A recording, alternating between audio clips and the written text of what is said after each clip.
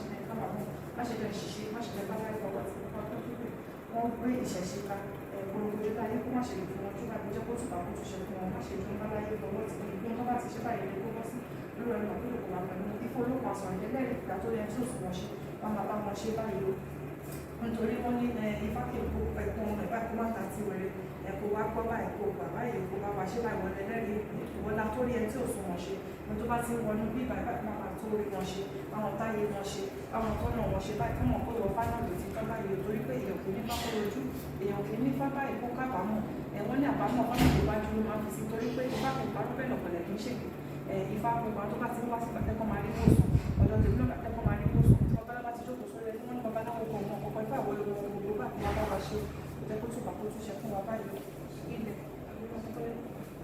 bàbá wa ṣe báyìí má ṣe pọ́njú gbà wọ́n báyìí kó túbà kó túnṣe fún wa ìfọlá bá dá ilé ìwọ náà máa fi sílẹ̀ ayé wọn.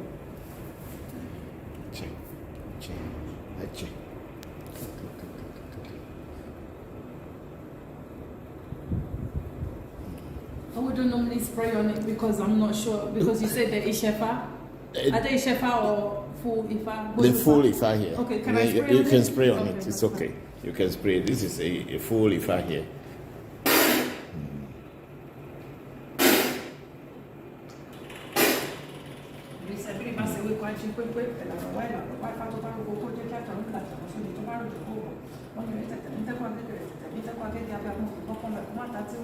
Tàti wọlé báyìí ní tẹ̀lé o ifá tó bá ń bẹ ní ìdúró máa kó sí kó wá rọ̀ wá jọjọ kò jẹ́ kó túbà kó tún ṣe fún wa báyìí jẹ́ kárí ìtajé ṣe jẹ́ kárí ìtọ́lá ṣe jẹ́ kárí ẹ̀mí dídùn jẹ́ kárí ìṣẹ́gun jẹ́ kárí ilé gbogbo àwọn tó ní ifá yìí náà báyìí torí kó ti gbogbo jù báyìí ilé ayé wọn ti tún ṣe má ṣe jẹ́ kí ilé ayé wọn kó padà dànù gbogbo ohun tí bàbá ṣe ní má ṣe jóró gbogbo tó ṣe báyìí má ṣe dànù má ṣe tọ́jà báyìí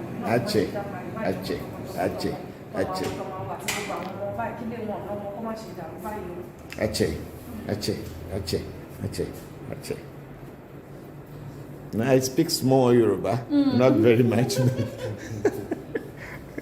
I speak very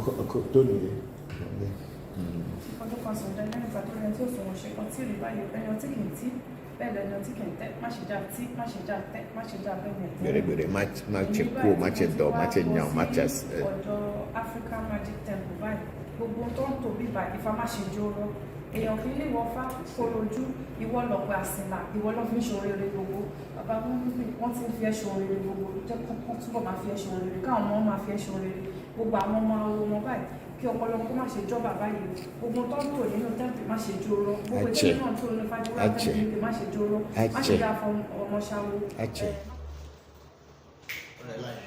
Okay, hello, good afternoon from Accra, Ghana, from African Magic Temple. Good evening to you, good morning to you, wherever you may be, and you may find yourself this time of the day. This is African Magic Temple, and we are transmitting on Revolution platform, question and answer section. Thank you very much for joining us this afternoon. We'll be reading your messages and greetings and everything. So please, everybody, wherever you may be, please prepare your questions and try also to share this very moment.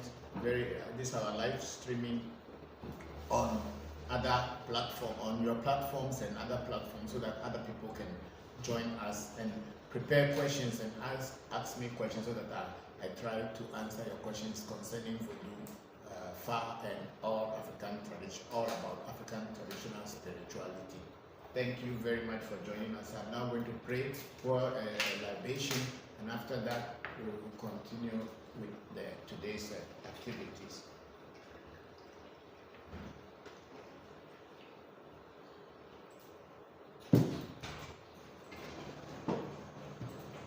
Oh, ago mauga sobolisa maduago. Mauga kitikata maduago.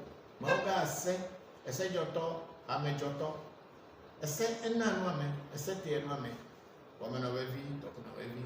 Wamana wevi bebi anu dokona wevi ogbe, dokona wevi bebi anu wamana wevi ogbe. Ese nye pokoliko, ese nye datafia. Ese gran ame gran, ese nyu ame nyu.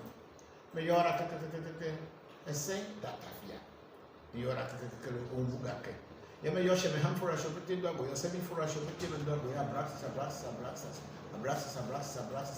Mayos, and the poor. Oh, Vesaton, Cameo. Mayor Mianas or dear, I need to catch Chicas, but you are the mayor of Family and Bobina Peck, even a good one of the mayor of when you're in Bama, the Flora for buying Bama, the cow, the cook, a take. Magana Petuna, Benjamin, and Banning Peter. Mayor. Oh, my kind, but you kind, one of a kind, Jehovah kind, Super kind, Trouble kind, Mama kind, if you're kind, and you're a kind, but if I remember, I don't know if you don't know something to you. I have a new dog, I have a hot barber, walk up, walk by me on Zango, very beautiful, and you're a job, but I don't know. For Kevin, for a food video, who could quite thought of a former job when you have a job when you were to have one you to and quite a bit of living, but over the two of them, not the Pentecost of Patabe, they have to do over with their kind of and you never say. Your Patabe, they have to do over job, you need your hour. Your Patabe, they have to do over the age of Patabe, your Pata. Not from a bedam, I think I believe in it. Jopata and Jopata, I have my own body to talk with them. This is Bulu Ajima. Modulo doja come. Valentina family valo John Kofu. Abosapa Temayor, I think a Limayor, Bulu Moya Allah Fia, a Yamayo Amagas and Papa Sissin, the sister Dominic Papa. Mayor Brahim Mayor Mochimayo will fully go for common table, which of my commander, Turn Cospocumayo, Apostle from that's in our most interesting. I'm also a bracobra, a man about being but I cook coffee, I could be a man, so I don't have the Pecuna, Kuto Menefana, and the Good Menefana. But your point is Celestia, what could be a Katrina, could be a Funia, Seco, Dophonia, or Ben, I could be a Yomi Kuto Menefana. Naomi Asra, what you have to be a Cecilia, when I cut up a mensa, Naomi Kuto Menefana, and I will go to the Fana and Minos. Where I will be like Basila, I will give me a mayor. I will not to give a cottage to give me your kicking. Has a point that the Parasuba would never have. We have a quite so far who are moving the Baha. Bokor Fata, I don't know Baha. A Yamayo who will about who will have Vega, the Baha had a Kuto in the family, who will be funny. The Yomi Araka, depending Poto, Yao Kalaman Poto, Yazan Poto, Timon Poto. Mayor, I will have a job. I'm going to be around that. Maybe I'm a Koyoga, Mayor, and Bodapa Menu, Kaviva Menu, Soku, Sapata, Papleto, Mayor came back a Hananiano, a Papleto in the Hananiano. A Kuto and a family, Bobo, and the Bobo, a Bohuna, and Tretu. Like a Gitara and Maha, Emayo, Bokosofo, Abraham Jiven, Chame, Berebaha, and Kuto Menefana, and the Bolun Fana, then you play in your Emayo, Mayo Abuchi Sakra, coming to Ababe and the Boko to Colino Pumaku. Oh, I'm going to make a Tomano Lecho, Frank, and if you think what is in Grau, Koto, Japa, Coach, or Twelve, future him of Via Tramion. Mayo Cable, Mayo, Tommy Humpato, Babu, to Torah, my Zapasa, you know what Tokushio, or Mayo Dada Puranaka, no Pupo, no Hebias of Budu, so report on it. Dicadicere, after Bembleo, Mayo Minaka. Hebiasomania Mikakuru, or Tembo. You are a cook that document. You are like a Pinara, Nagari Kujo, as in Benton, and if you are tossing a quarrel or Sinapu, a Labisamatu, then a couple of village and Mamma Baniji, the two village and Mamma Bani, Jarpotoko, Mayo, to be able to be Baha, may I pray that I see them whenever. I may obey the Hizamaniapo, the Miapo, Aquamin and then will be taken. Tomo Yabu, Aquamono, Yabu, the Costrine. As in now. And I'm saying never know, I never know, Ngobo never know. Yeah, well, I'm going to even know when I'm a card out. Now, never never moment of call. You have a couple of young pretty, you may have a couple of American medical. You may have found about my family, my purpose, Thomas, or make that party. We have quality, you could make it, what you make it, dimension, so much more image, Ablamage, Calamity, Ludam, and Savage, Camage, two, Lamage, let them check it for me. When you check to Lamio, probably come up, Mantova, then I came with the Jeremy, Tasman and Pulu, Clover Village, Watomado, one. You have been after that, Jim Yomido, Niawell, Bobomillia Yomi. Never went me and Dustin and Pulu, Kaya how may your Koloko Chichia, may your Yamayo Tobagling, Dobe Kochuji, no Babaja, no Coquachini, the two hundred no more than may your Kabay, you have a phenomenon for Alcuturu, that you won't get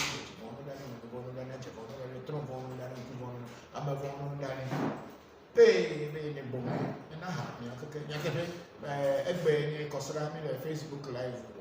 I'm going to have a pass a pound of your Ubon now, and two, and then Ben and Toman and Namo Yanam. I don't know, Yavana, how Nature, Yajukumakata.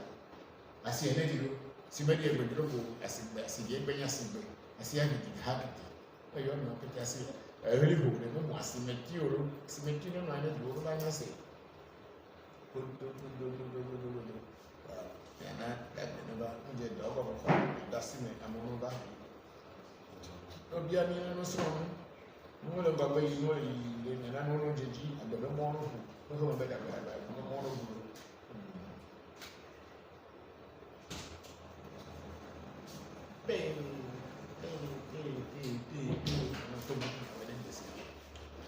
Okay, thank you very much, everybody, for joining us. And I wanted to start this program today with what do you call it? Something that is continuing happening to me, and that is a lot of people are stealing my profile, using my profile to scamming people, cheating people, and deceiving people. Recently, there was this Bokor site who was actually for 3 good years was using our contents and everything, and he tried to block our names and everything so that myself and my children, none of us will be able to watch his page. But fortunately, some other people saw it, and then I was able to confront him. Of course, he has not stopped yet. And, I'm trying to let all of you to inform Facebook about that site called Bokor, because the guy refused to tell me who he is, and means he knew what he was doing. He is intentionally doing. And just 3 days ago, was it 3 days ago? No, it was yesterday. Is it not yesterday? Saturday. Yesterday, my son Philip came back from Japan, and I was going to pick him from the airport to the house. We were going, and one good person called me and told me that someone is on a television station called X as in xylophone or Xerox, X TV, who on that X TV they placed my photograph, my profile photograph, and someone behind was talking about he being me, and that he was giving lotto numbers to people, and he was calling himself Bokor Michael. So on that television station, me as Christopher Voncujovi, I became Bokor Michael, because whoever was using my name or using my profile is not me, and he could not show his face. So he became Bokor Michael. I have contacted the television station, and I'm going to go there, and I hope and pray that the Ghana police will assist me so that we'll find this guy person. Or I'll take the whole television station to court, and they have to tell me why they allow someone to be using my profile picture on their television station and using a different name, and then deceiving and cheating people, scamming people using my photograph. So please, all of you who are part of our African Malik Temple Revolution and the Voncujovi family, please be on the lookout for such videos and photographs that is going on, because definitely for sure people are just trying to steal our intellectual properties so that they can make use of it for their own financial benefits, to cheat people, to scam people. Thank you very much. That were well said. We will now go straight away to our today's agenda or activities. Yes. Can you bring me the questions and greetings so that I can know? Please say, okay, we are on YouTube now. We have SB. They're saying blessings, AMT family. Thank you very much, SB. Then we have IBT. Good day, Mr. Christopher. Thank you very much, Ibrahim. I'm very grateful. Thank you for joining us. Then we have Justin Butler saying good day. Good day to you, Justin. And then we have Mario Young from India saying good evening, Daddy, and the AMT family. Greetings from India. Thank you very much, Mario. Hope you are doing well, and your mother and your aunties. Thank you very much, and your granny as well. Thank you very much. And then we have Barbara Paddy. Good afternoon, Papa. Greetings from Italy. Thank you. Hello, Barbara. Thank you very much for joining us, and I'm very grateful for you joining me at this hour. Thank you very much for joining us. And please prepare your questions and send me questions so that I can be able to answer them. I'll try to answer them for you. We have Frederick Asiedu coming from Asiedu. Is learning a lot. Thank you very much, Frederick. Thank you for joining us this afternoon. Please, it's going to be an interesting day, so everybody, please send in your questions.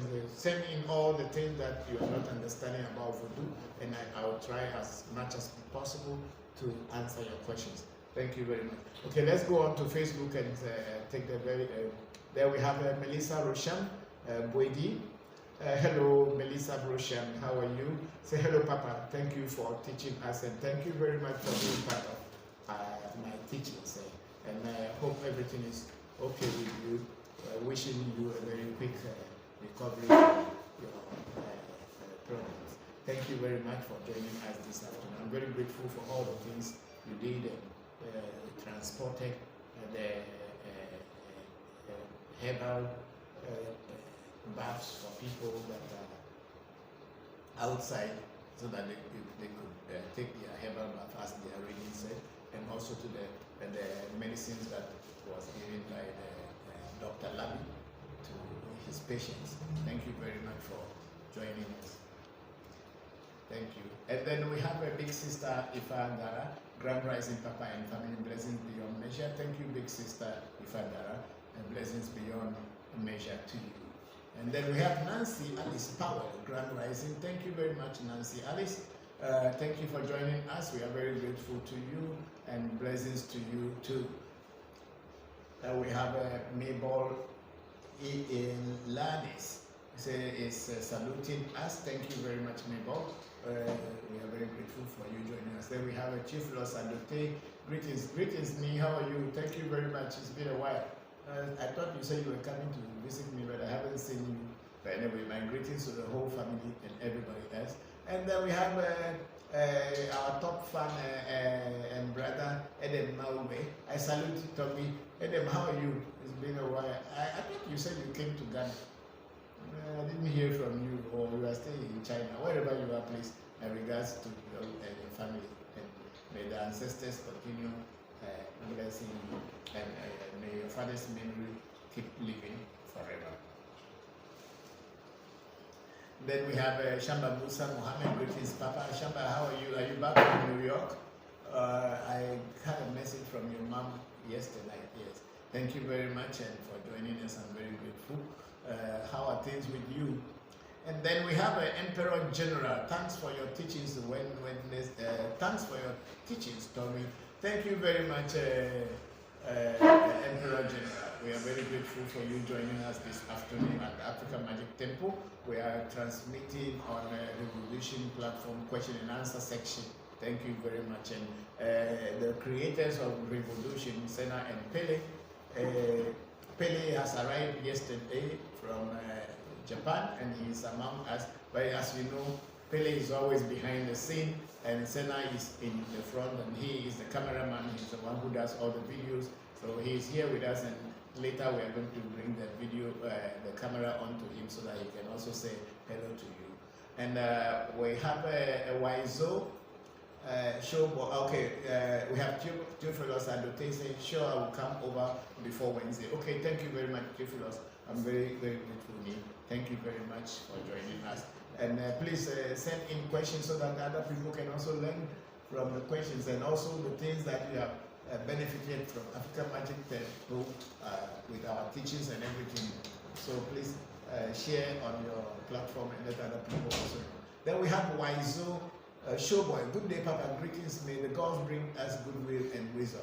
Thank you very much, Showboy. And may the gods bring good luck and blessings to all of us. We are now taken off, so everybody should just send in their questions and we'll continue straight away from here. Thank you very much. Then we have Mario here. Daddy, please don't leave those impersonators. Make sure that you take them to tax. Don't let that syndicate go scot-free. Yes, thank you very much. Thank you very much, Mario. Yeah. The problem is that the Ghana police, they are very good police in catching drivers who make mistakes. But when you take any case of cyber crime and all this into them, I had been there, then it becomes as if you are the culprit. Everybody wants to take something from you before doing the work for you, and that's it. You will just hear this story, even though the evidence are in front of you with photographs and everything. They still find it very difficult to tell you anything very tangible. That's why I am thinking maybe I'll just go to the police. I will check the piano over and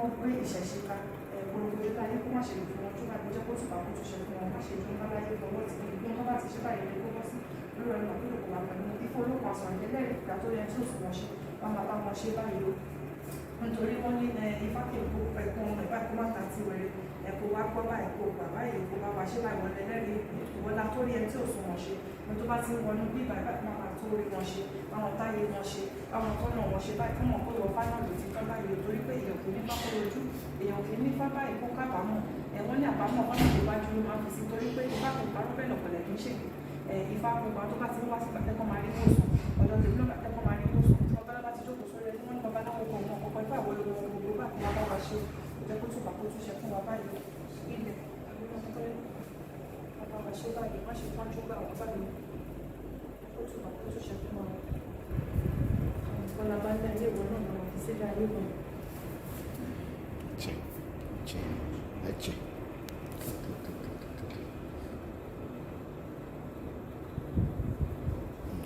I wouldn't normally spray on it because I'm not sure, because you said the Ishefa.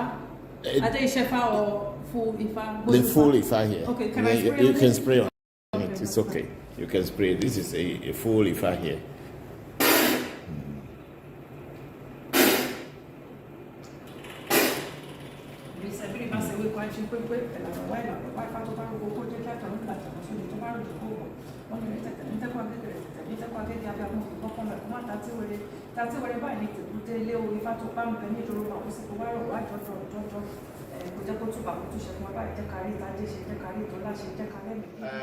We are still going on, and okay, I'm on again. So thank you very much, everybody, for joining us. There were some things I told the children to do, and they were not doing the way I wanted. That's why I was a little bit shouting on them. And then we have Theophilus and Ute again. Please, when you are initiated into Afa, will you be taught about? It's not Dumaga, it's Gu, G-U, Gumaga. Yes, of course, if you are initiated into Afa, you must know about the Gumaga, because the Gumaga is the divination chain. It's the chain that they use for divination. I think where is our own? But then somebody should put give me a herbal medicine, so I put my hands into the herb so I can hold the gumaga. Do we have the water there? The herbal water. Somebody should get me the herbal water so that I can bring the gumaga out. Fine, this here. So Theophilus, just hold on and we are going to show you the gumaga. But you know, because when you touch pepper, you are supposed to actually wash your hands inside Athena, or the most important herb in voodoo and Evefa. So now I can get my. So this is my Afa Apo or Afa Kotoku. The Apo means pocket, and it is also in Ewe means pocket, as well as in Yoruba it means pocket. So everybody who has Fa and you want to be a complete Bokor, you have to get your Afa bag as well as the gumaga. This is the gumaga. This is my gumaga when I was initiated into Fa about 13, 14 years ago.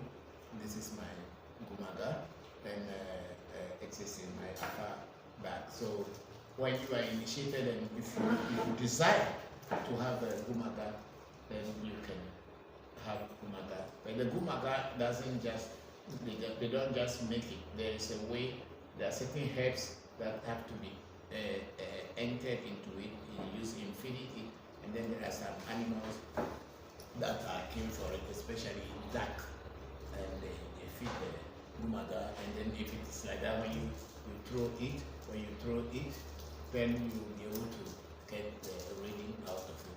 But if your gumaga is just made just ordinary without really cooking it, they say that they cook it. When they cook it, means they add herbs, they take the gumaga to the market, they put the gumaga on the crossroad, without people knowing, people walk over it, so that any language that people are speaking, the gumaga will pick those languages. So whenever you come for a reading and you speak any language in the world, if the gumaga is a very perfect one, once you throw it, it should pick whatever the person spoke on their money before they want to do a reading. So when you are initiated into Fa, you are entitled to a gumaga if you so desire. There are some people who don't really want to do anything about it, they just want to have Fa. So if they don't ask for a gumaga, then they don't have to make it for you. So this is my gumaga.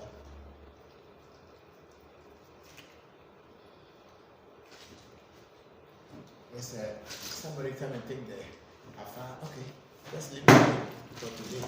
So it has not got a chance to be coming out every day. So now that it came out today, you should be there. Yes, so bring the questions up. So Theophilus, so that is it. When you are initiated in Fa, if you so desire to have a gumaga, then your Bokor or the person who is your master who initiated you into Fa must arrange it for you. But it comes at an extra cost, because they have people who have to get the seed that is used in preparing it, cooking it, preparing it well so that you can hear the exact voice or language or story from the people who are coming to do everything. That's why if your gumaga is not very good and well prepared, you can throw it, but you won't get the story, or you will not get the Afa do that will come. So, but then the gumaga, if it's properly prepared, the moment the person speaks of their money and put their money down, when you throw the gumaga must speak the information. It's also another whole thing on its own. Then we have Paris Shatman saying, "Gry Rising from Detroit, Michigan." Thank you very much, Paris. How are you? Thank you very much for joining us this afternoon. And then we have Nunya Abidoy Asymmetry Amechicha Ndo now. Yes, Ndo Apoton before Nunya.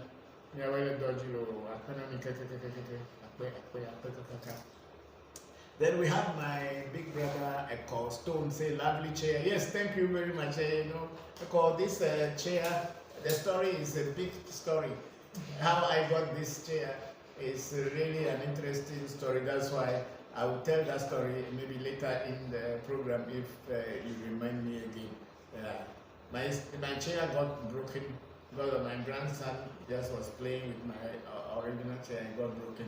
I got like the wooden one which I was using, and then some things went on. I even posted part of it on the Facebook and complaint. So I will speak about it later, and I'm sitting on it today to see if it really feels comfortable for me. Thank you very much, big brother Eko. Yes, and then we have take the whole of this. We have Nunya again, Nunya Adidoe Asimatu Nyanatehei.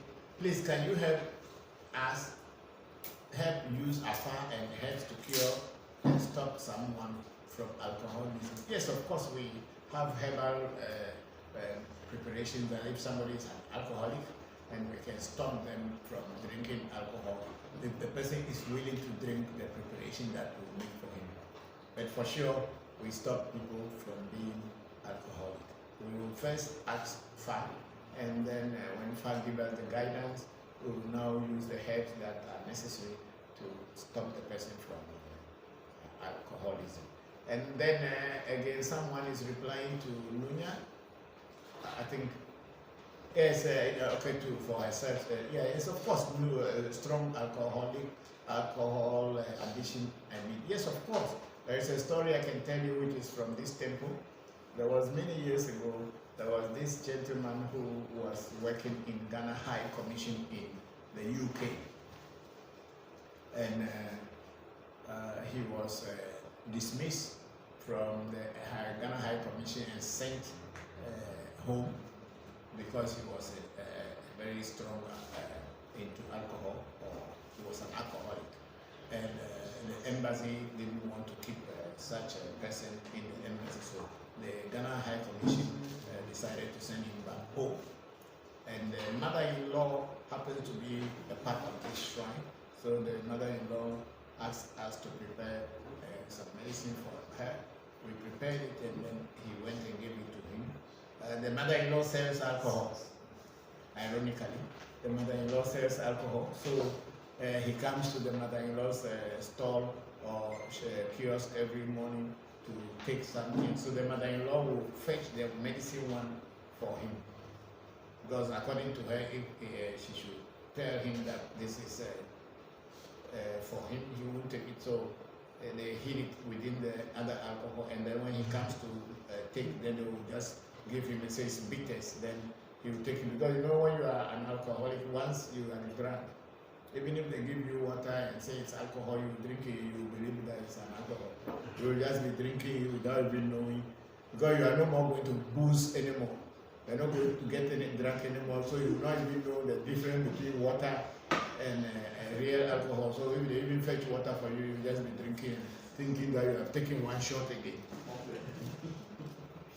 So we did it for the old lady, and the old lady gave him. And then after about 2 months, there was this gentleman who came here and brought me drinks. Said that the old lady wanted her to bring these drinks to the shrine, and he was looking normal. Then the old lady called me on the phone that, oh, that is my man. Means this is the man that we were curing. Because he became normal. So whether it is a strong alcoholism or not, if the person, if people can give the medicine that the oracle and other things will prescribe, when we give it, you give it to him or her, definitely the person will stop drinking. Thank you very much, Nunya and Asimetu. Then we have a big sister here, Ifadara. It's a beautiful chair, Papa. Thank you very much, big sister. Thank you very much. This chair is going to, it has its own story, and I hope it lasts. It has its own story, and I hope that it's going to be there for a long time. Yes. Thank you very much, everybody. Then, which one? Where are we again? We will go back to YouTube. and then IBT say, okay, IBT, something has gone wrong. What is it? Oh yes, IBT. You know, it is. What happened? What went wrong was that I bought a phone from a company in Ghana. To be precise, Telefonica. There's a particular branch that I usually buy my phones from. And the phone was very expensive, but within a month, it was just overheating. When we are doing a video with it, like this program, when we put it on it, it just get overheated within a short time, and the home phone will just cease. So I sent it back to them, and they wouldn't take it. And I asked them that if they wanted to take it, but they would not give me any phone to be using until they repair. I said, no. Why should I leave my money with you? And your phone that you gave me is not working, and I brought it to you. You have also seen that what I am saying is true. You want to repair it, you will not even give me any extra phone to be using until you repair it, and I don't even know how long it will take you to repair it. So are you saying that I should be without phone? So the people in that particular shop were very rude towards me, so I just left. But I told them I was going to make a noise about their company. So I left the place, I came back home, and I wrote articles on Facebook to tell people that that shop is not a good shop. Their after-sales service is very bad. So I think somebody read it and told the head office or the people who are the real managers and customer care. And then there was this beautiful woman. From her voice, I've not met her, but I believe she's a very beautiful woman because she speaks very, very much with sense. So she took up the whole matter and then sent me another phone to be using while they repaired that one. So they did try to repair it, but when they brought it back, I still had the same problem within few minutes. The same problem came back. So I called her again, and she said, okay, I shouldn't worry. They will send me, they will give me a new phone. But then I told them that the kind of phone that I am used to is what I want, not anything, because the one that I thought was more expensive, I bought it, but this is what was giving a problem to me. So I would prefer if they have the same type of phone that I wanted to buy before their people advised me to buy the higher one. Then she said, oh, there was a new one, so they will be sending that one to me. So they did send it to me. We had an agreement, and they realized that the phone that I bought was more expensive than the one that I was demanding for. So there was a balance between what I paid them and the phone that they gave me. So now, according to this beautiful woman,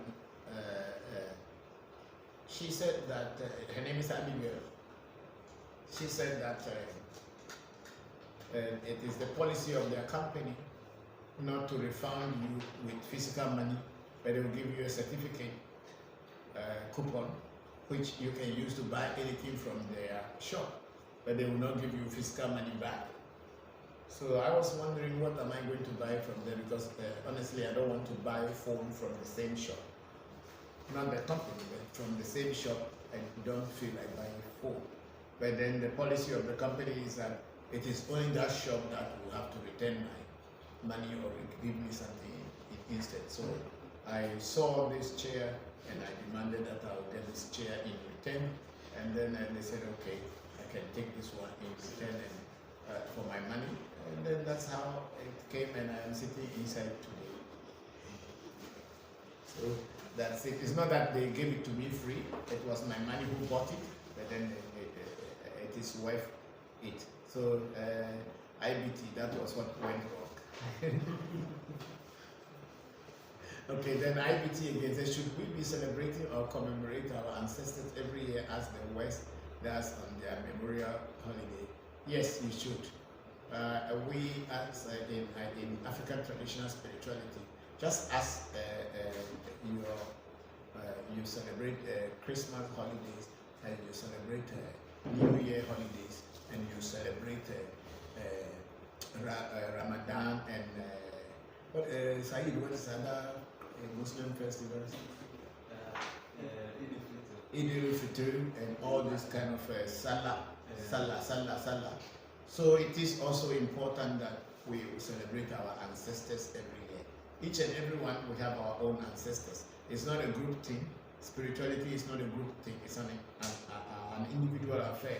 And if you feel that your ancestors are worth celebrating, you must decide to commemorate and celebrate them every year.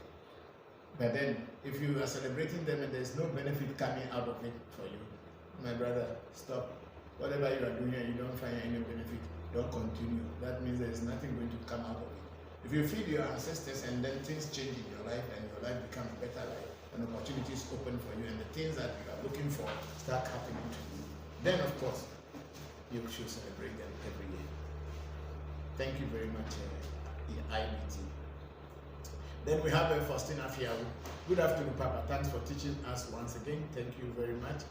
Thank you very much, Faustina, for joining us. We are very grateful to you. And then we have Blind Guy, his wife. Is that the name of the person? Mm-hmm. Blind Guy, comma, his wife. Okay.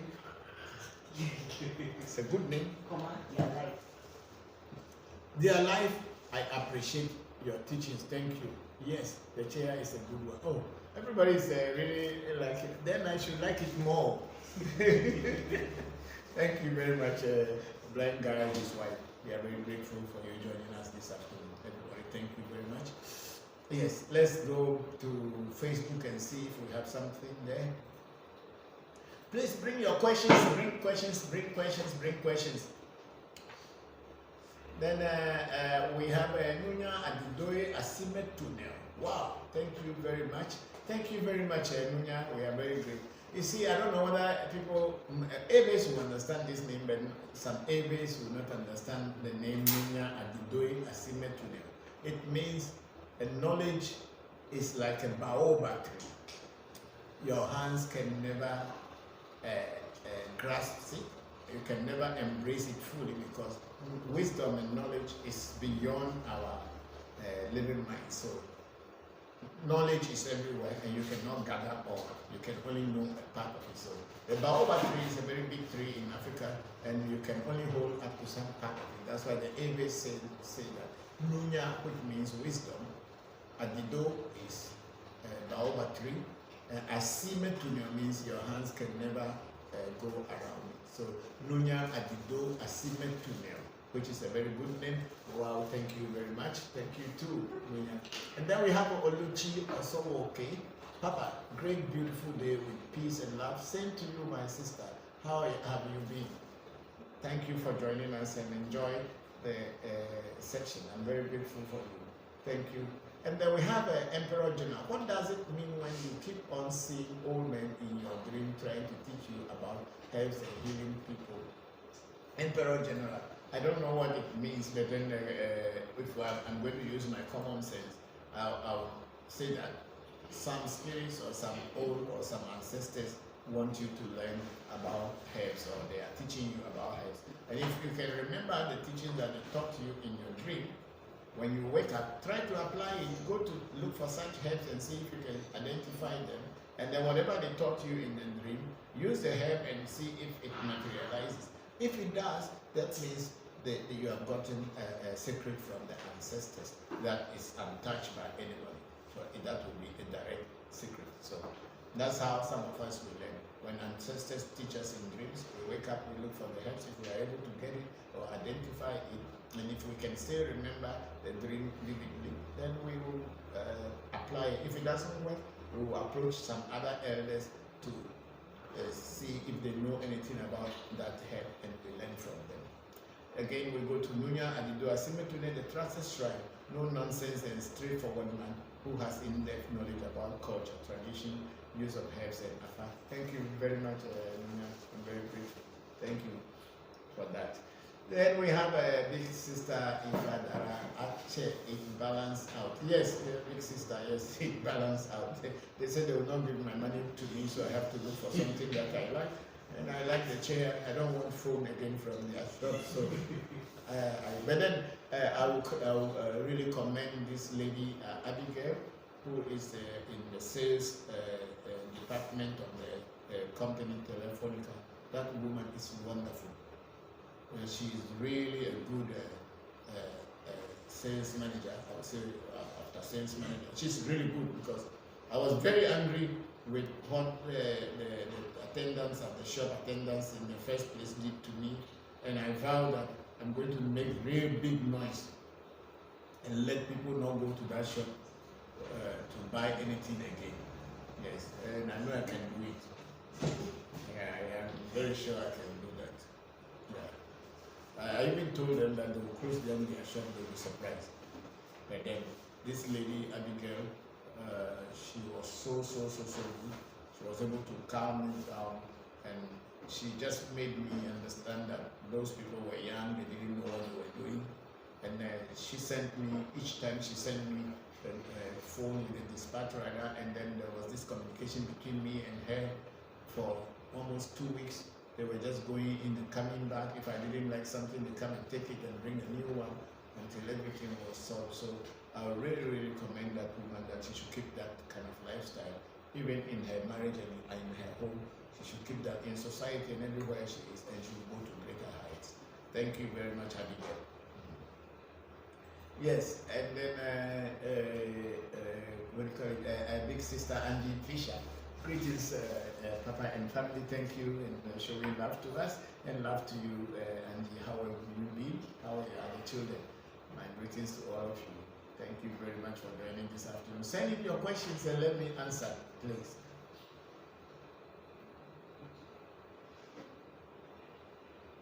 And also try to share share your this section on your platform, so other people can also join in and ask questions. You may never know, people out there are just looking for this thing to change their life, to make their lives move on. And if we can share this, and somebody may just come across it, just like all of us have come across it, try as much as possible to share it, so that people can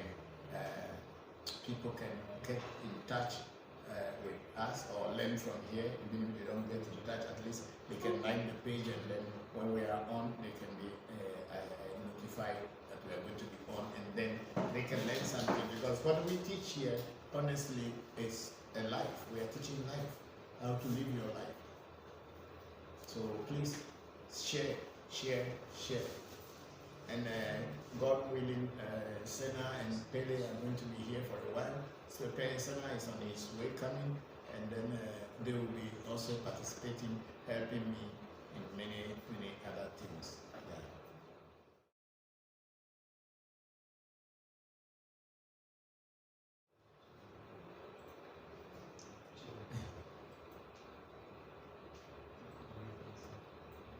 Okay, and then play the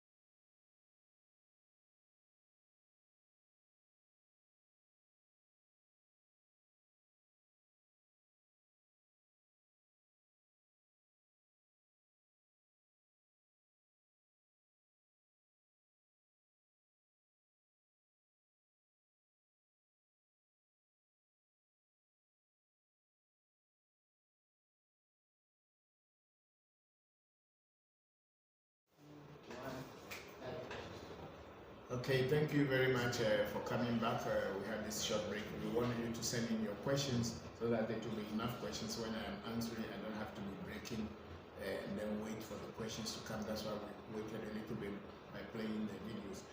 You might have seen this video of Iyanifa Eleagu. She came to Ghana. She visited Ghana, and then she tried to come to see me. And she is such a very wonderful and charming woman. She came. She is a female Bokor or Iyanifa Iyalawo. Yeah, that's the best word. And she has her own shrine in the UK. And she's between the UK and Nigeria, and she came in to pray to my father, my children's father, and all this. So this is a video. If she's watching us now, she's also a fan of us. If she's watching us, I'm saying my blessings and my greetings to Iyanifa Eleagu, and I'm very grateful that she visited me, and I'll keep talking about her.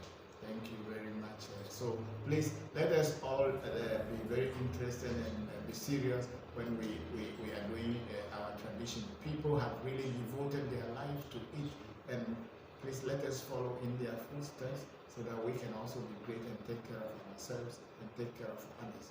Thank you very much. Yes, and then we are going on to the questions that we have here. We have Mensa Anani. My father is a priest by birth, passed on. But I always feel and dream I'm the next to take over. What should I do, Papa? This question I don't know how to answer. How can you feel that you have to take over? It is not a point. This is not a family company. If you yourself you are not interested in far and your father has not taught far from the beginning before he passed on, there is nothing like taking over.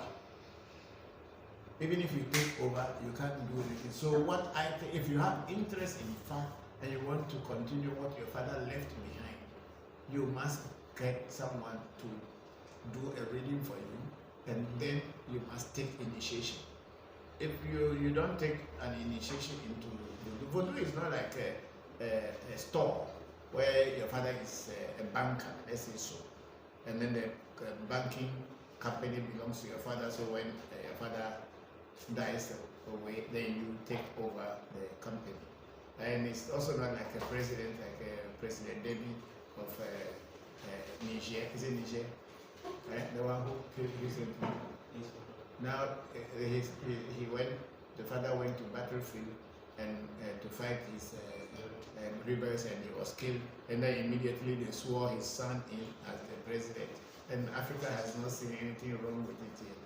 The African Union, the ECOWAS, nobody has seen anything wrong with it yet. That the man died, then they have to swear in his son. Why? Did the people in the country voted for his son? So the same thing with spirituality, especially traditional African spirituality. If your father is in charge of something and you don't start learning it from him, and he did not introduce so many things from you, you cannot say, well, once he died, you can take over in physical way that you have taken over. But when you take over, if the spirits don't talk to you, the spirits are not biased. They will not say, because your father was a priest and he's there, so you must be there. No. It is you as an individual. That's why we call something Jombese, a destiny. If it is in your destiny to inherit your father, maybe even before he passed on, he would have been teaching you. Or if you were too young for him to teach you before passing on, then in that case you can approach people. And I believe that your father wasn't an isolated human being in his shrine. There must be some other people who were around your father, or people who your father might have taught something to. It couldn't have been an isolated, just he alone practicing, and then you want to take over that.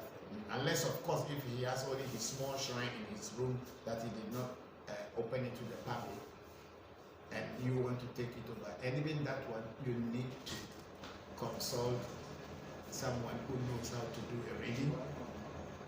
They ask the what do you call it? They ask the oracle or the spirits that your father was with, whether you could take over from them, and then also ask them to guide how and what you should do to take over and for them to work with you. Spirits are not human beings, so they are not biased. If they feel that you are the right person to be in charge of them, they will show it to you. They will show you the people who you consult. They will make other spirits through divination make you to be aware that you should be, and they will also guide you what you should do to be in charge of them. Like in my case, when the old man can listen, the camera see him. When the old man was dying, when Tommy Tuji was about to die, yes, I had been with him. I was in Accra. He was in the village, but he made a promise to me long before that he would not die without informing me. At first, I didn't understand. He said he will not die without informing me first. So I asked him, what about if I go abroad and I'm not in Ghana? He said, no, I shouldn't worry. He will never die without informing me. And slowly, before he actually passed on physically, he was teaching me a lot of things about the vodu that was there and the things that he has been working with. And he even made me to take the lead in some part of certain things while he was still alive, so that I can know what to do in case he is gone. So that's how slowly, when he passed on, it was easier for me to know what to do. So if your father was alive and didn't teach you anything about his vodu or the things that were with him, you cannot take your father's far, because like in the case of Afa, if I should die today, none of my children can inherit my Afa, because my Afa will be destroyed and put with me in my grave that I'll take away, or into my coffin that I'll take away. So there's no way you can take my Afa. You may have the gumaga, the chain that I just showed earlier. You may have that one, but without the Afa itself, you cannot do anything with that gumaga. It is people who have Fa that they give gumaga to. So if you don't have Fa, your father's Fa, upon your father's Afa, you cannot use the gumaga. You must get your own Afa, because your destiny is different from that of your father. So for sure, you need to be initiated. So Anani, Mensa, Anani, I think the best thing you should do is to consult, do a reading, and ask your father's things, whether you can be in charge of them, and they should also guide you to know what to do. Thank you very much, Mensa. Then we have a top fan and the fisher. Papa, when one completes an ancestral chair or pot, although that chair is owned by one individual of the family, what benefits do it send the family as a whole? Yes, I think people ask this question the other day, that ancestral pot or ancestral chair. I don't know what exactly that means. If you are talking about the ancestral stool, that is the stool is different from the chair. But I don't, and then the pot I don't understand. But the ancestral stool is actually been there long before our fathers were even born. And what we do in our family, especially the family from which I come, the Tobedeje family, what we do is that when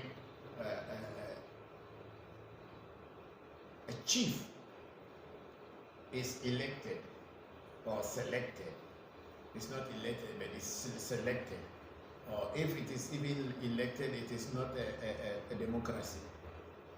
It is just some few elders who select one particular person and say this person should be installed as the chief on that stool. Whether people like it or people do not like it, those elders have spoken, and that's how it's been in our every land.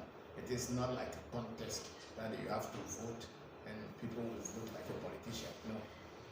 Because an ancestral stool is the combination of all the ancestors on that bloodline, or the converging point of all the ancestors, young and old, who passed on into the ancestral world. That stool, somebody should look at the name. The ancestral stool is the gate. The ancestral stool is the converging point or the meeting place of all the ancestors. So when one person in the whole family or the clan, when I say family, then you are talking about one man and his children. We are talking about a clan, which involves the aunties, uncles, grandmothers, grandfathers from generations on the same bloodline. When these people all sit down and decide that that's a clan, then they decide, okay, we will take Kojo or John or Bernard to be the nearest chief. The elders from these aunties and uncles who all have their children, the elders from each family head will come and meet, and they will decide who should be the next chief. Then they will place that next chief, do the rituals, and place them on the ancestral stool. So he becomes indirectly the head of the whole clan, not the family. Become the head of the whole clan. And if any decision will be taken, he will be the final voice. People will come and bring their ideas and everything, and they all sit down, juggle it out, and finally, whatever they decided, they will let him be the voice to say that this is what we have decided, or I have decided as a chief to do. So the whole family benefits. So then they select one person who will become the head of the stool, not the chief, but the stool father, they call it. So that stool father also represents the whole clan. And that stool father prays on behalf of everybody in that bloodline, whether home or abroad. So what happens is that if the chief wanted to go and greet the ancestors or do anything with the ancestors, the first place of call will be the stool father. The stool father, the chief will invite the stool father and say, okay, I want to do this thing. How do we do it, or how do I go about it? Then the stool father becomes the one who will guide the chief what to do and what not to do. So if I understand your question very well, maybe you are talking about the ancestral stool, but we don't call it chair. The stool is a S-T-O-O-L. Is that what it is? Yes, that's how we call it in Ghana. And I don't know whether some other people call it chair, but here in Ghana we don't call it chair. The chair only belongs to the government. Eh? Yes, The chair is a big one like this guy. It's made out of gold and other things, and belongs to the president. But the individuals, chiefs, and elders of families, we have stool called ancestral stool. Some people call it white stool, some people call it black stool. Whatever name they call it, doesn't matter. It is a stool. So that's how. So the stool father and the chief become the family heads indirectly, representing everybody. So they do everything that is necessary on behalf of the whole family. So the chair is not actually owned by one individual. The chair belongs to all, even though in our history it is one particular individual family who actually sacrificed their money and everything to set up the stool long time ago, before the new generation were born. So that family did, even though they were the ones, usually the chief from that, the chieftaincy, or the person who will be the next head as a chief of the clan, is usually picked from that bloodline who sacrificed their life and their money to create the stool. So Angie, that's how it is. So a stool father is responsible for everybody in the family. So it is the chief of the family is also responsible for everybody everybody in the family, not only his individual family. Here we have Monty Tell. Greetings, Papa and viewers from around the world. Thank you very much, Monty. How are you today? Thank you very much for joining us. Then we have Ninya Adido Asimi to the audio to inaudible. Have you been hearing the audio? Is it this I'm using? Okay, then maybe I bring it closer and see. Let's someone should. Okay, then Andy said yes, tool is what I meant. Okay, yeah. So I was able to get Andy's point. So it is the ancestral stool. Yes, that's how it is. The ancestral stool is the rope or the string or the chain that binds all the living and the dead, which are on the same DNA or the ancestral line. That is the one that binds the living and the dead. That's why when we pray to the ancestors, the stool is the point of contact with the ancestors.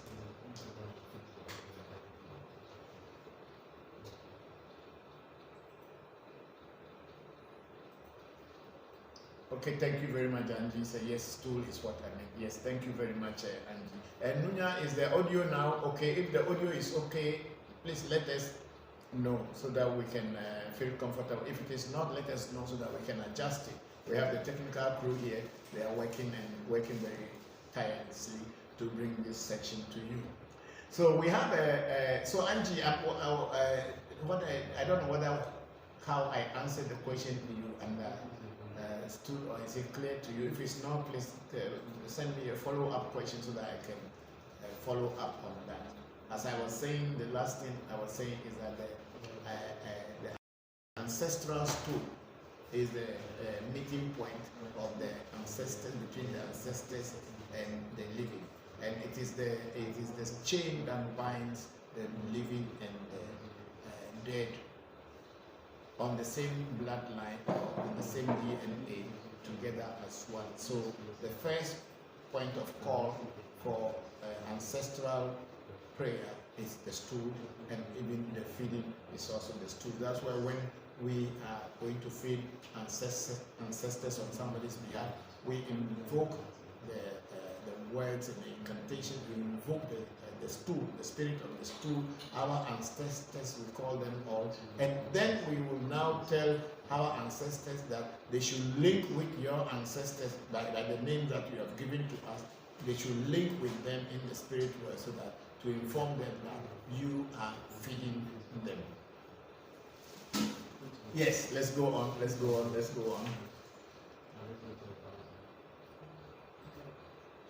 Yes, we have Sikiru Legion. Good afternoon, Toby and the entire AMT family. I trust Mau is keeping you all well. Blessings. Blessings to you, Sikiru. We are very, very grateful. Yes, we also believe and trust that Mauga Sogolisa, Mauga Kitikata, and Mauga Esen Choto is actually guiding and protecting us. Okay, let's go up. Somebody's question is there. Then Nunya, did you ask me to please technical team increase the volume? Okay, if you people have increased the volume already, then it's good. But if not, please do increase the volume. Then we have Sister Candy Fisher, top fan, Candy Fisher. So the stool father and mother is responsible for the whole clan. So the stool benefit the whole DNA blood. Yes, that's exactly what I am saying. The stool father or the stool mother is responsible for the whole clan and all the people on that DNA line. And also, if people who are not even on that DNA line comes to ask for help, then the stool father or the stool mother should be the one who will invoke his or her bloodline first, and then telling them that, oh, this person, so and so person, wants to send message to their ancestors in the ancestral world.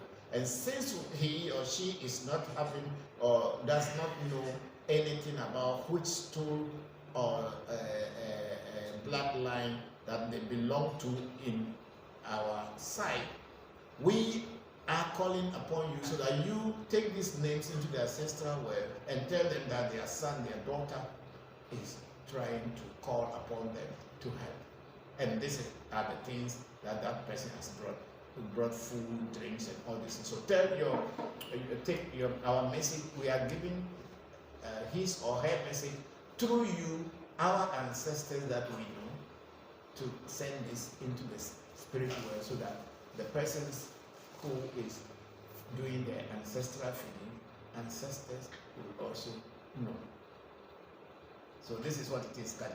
That's how we do it. So if you're listening to me anytime I am doing feeding of ancestors, I call my ancestors first. I call upon my stool. I call upon my ancestors, people who are on the same DNA line with me, and then also all the people who are at present has to mention their ancestors, so that all together these ancestors will now combine as a team and take your message that we are giving to them to take it into the spiritual world. Find your ancestors and give that message to them. This is what it is. Yes. And then we have security again, security religion. Tell me, can it be considered evil if one protects his property with joker? No, nobody can. But if you buy a gun and you are in your house and thief come, you shoot the thief. Why should they call you evil man?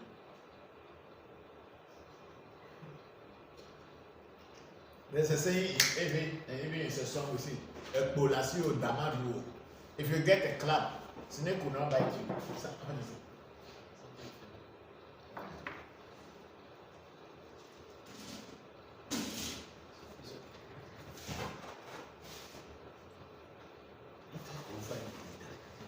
If you have a club in your hand, when you see a snake coming, what do?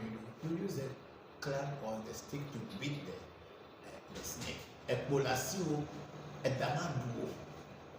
we also say you cannot have money in your pocket and be going hungry.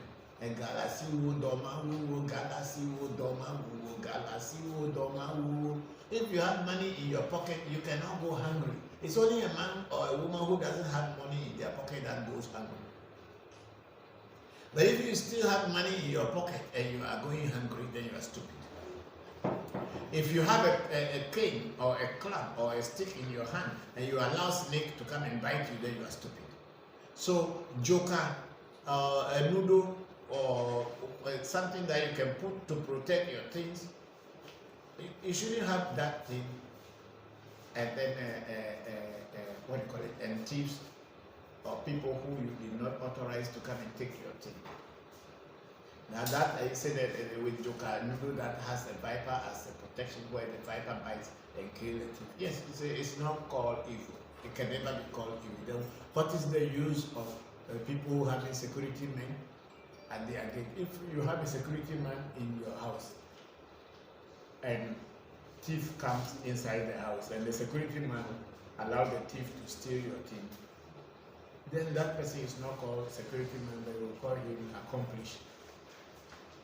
Is that not so? Yeah. Means he is part of the thief.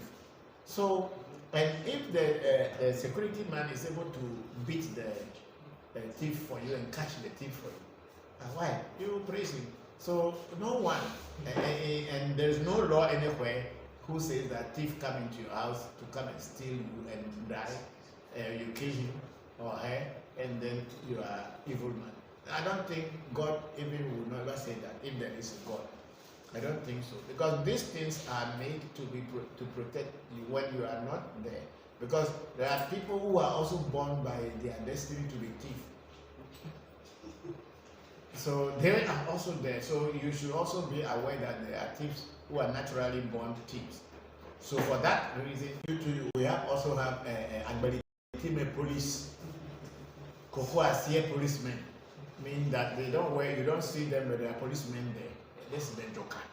He's hiding there, and the thief come, and the joker become the underground policeman and catch, or CID, or detective, or what do they have all kind of names for them. So security, there is no crime in putting joker at something and somebody touch it. And I have one that I'm not using because I'm afraid I have so many people around me. There's a viper head on it. If you come and take it, you see your hand will start getting rotten. If you start with a scratch, you'll be scratching your hand, and before you know, it will be getting rotten, and If you don't go back to the Joka, cut your hand off. And even if they cut it off, it will jump to the other side and go in. So until you come and confess that you are the one who stole the thing. Yeah, but I have so many children and I have so many people around me. That's why, honestly speaking, I don't use it, but I have it. Then we have a Nunya Adido Asymmetry. Not at all. If you are trying to destroy me and you die by yourself, I did not kill you. If you want to kill me and the thing backfires to you, it is your own good luck. It's your own good luck. Then we have Bella Jidepo Bacha, good day, Papa. How do you call stool father, mother in Epegbe? Zikpito. Togbe Zikpito. That's all. We call it Zikpito.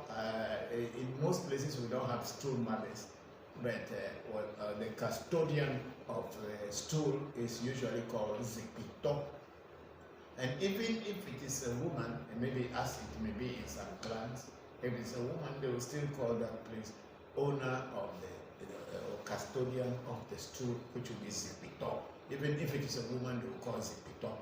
They will not call Zikpino, but they will call Zikpito. No, shortly, Tobe Zikpito. Yeah. Yes. And then we have a skill. Thanks for the adage. Oh yes, and Polasio Damandu. If you get a clap in your hand, you kill the snake. Because we use clap to kill snake, and you cannot have it and wait for snake to come and bite you. Never. If you do that, you call yourself. Even God will be angry. Then big sister Ifadara says, Papa, should we call our ancestors by name then, or call our ancestors of light? And some of our ancestors were not of light. No, the ancestors. See, yeah. This is a very good question, big sister Ifadara. What do you call? When we say ancestors, what do we mean by the name ancestors is people who are on your bloodline, people who share the same DNA with you. They were once a living people, but they have passed on into the ancestral world. These are the people we call ancestors. So if you don't know the name of your ancestors, at least the immediate one like grandfather, grandmother, and you just say, oh, my ancestors, there is nobody in the ancestral world called ancestor.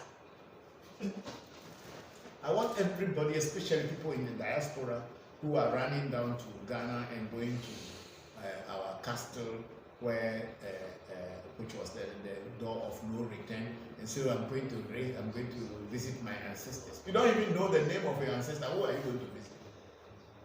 Who are you going to go and pour libation or pay homage to? Just by calling ancestor, oh, my ancestor, my ancestor. There is nobody in the ancestral world called your ancestor. Every ancestor has a name because they were human beings who had lived before. That thing is not completed. Nobody, you join them together. Nobody in the ancestral, and correct the ancestral is this E is E ancestral. Is it?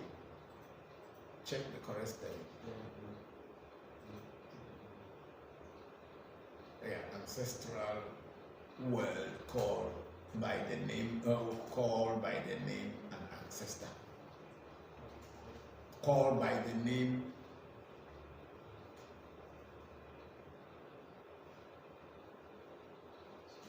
ancestor.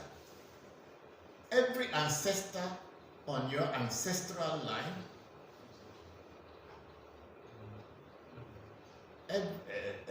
every ancestor on your ancestral line has a name. So if your grandfather was called MacLean Tobijo, for instance, MacLean Tobijo, And when he died, and then you go to his grave and say, oh, my ancestor, come and drink my ancestor. I tell you, McLean Tobijo will never hear you. He does not know you. If you just come there and say, oh, my ancestor, oh, my ancestors, come and drink. There's nobody called an ancestor in the ancestral world. I will make this very clear to you because a lot of people in the diaspora do not even really know what they are doing, but then they carry things in their hand and dress up in such a way to say they are doing ancestral worship. It is not true. When you are doing an ancestral worship, you should know the name of your ancestor. If your ancestor is John Kumau, then when he died, even inside his grave, his name remained John Kumeu. That's how you call him, and then you respond. But if you just stand and say, oh, no, my ancestor, or people in Abel will say, which one is your Tommy?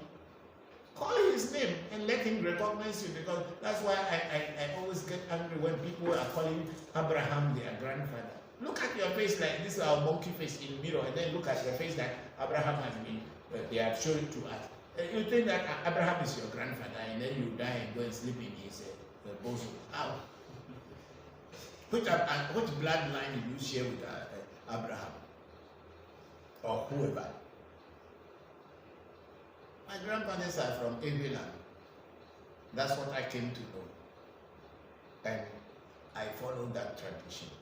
So when I'm going to call my grandfather, I say I call Tommy Geje, Papa Sese, I call Brahini, Bobochi, Mbe, Foli, Bo Foli Koko, Modeke, Gomble Godo, Luche Kuma, Komlaga.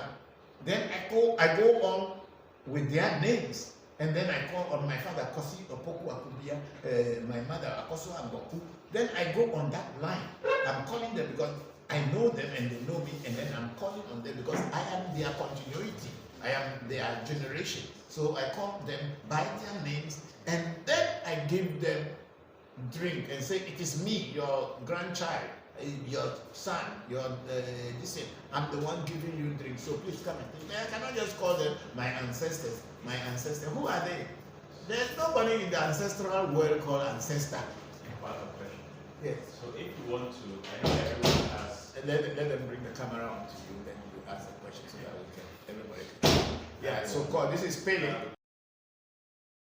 Papa's son, and I'm one of the co-founders of Revolution, so I'm usually behind the scenes. Good to see you all. Thank you for tuning in. So Papa, my question was, if you want to connect to ancestors that you don't know the names of, so obviously you know your father, your grandmother, but if you want to connect to like a further down the line, how would you suggest people can connect to that if you don't know any name at all? Okay. Yeah. So the camera will be on pay, and I will just be talking and seeing people can hear. So what you are doing, that's why I said at least you know your immediate, like grandfather, your father, grandmother, or your mother. Right. If they pass on, because definitely your father's father or your father's father's father might have passed on before you were born, or if it is about. So you will call that name. The one that you know is the one that you will call. And when you call it, and then you say, I am your grandchild, this person's son, this person's daughter, I am the one calling you. So I am feeding you, and to the known and the unknown, I am feeding. So the moment one person is able to identify your relationship with them, it goes all the way to wherever it goes. We don't know. So you use the ones that you know as a The one that you know is the one that you do, because it's just like a satellite. Right. No, sometimes certain satellites connect with other satellites to continue sending the message. So when this one takes it up to this point, then another one picks it and directs it there, and then it goes all the way. So you have to at least connect it to something. Right, you must have the first direct connection before it rolls over. Yes. Yeah. So this is how it is. So you're welcome. Thank you too. So this is Bokor Voncujovi, the man behind all the videos you have been seeing in Revolution. And he is the junior brother of Senna. The two of them were the ones who founded the revolution that has brought all this to your screens, and these questions are being answered for you today. Thank you very much. So as I was explaining to Pele, you should have at least one contact, or to know at least the immediate contact. And then from there, it goes on and on, just like satellites moving from one satellite to another. And then, because like in our country, Ghana, because our telephone system is so very, very, very bad, so what they did is when this international telephone and handsets and all this in the providers came in, network providers came in.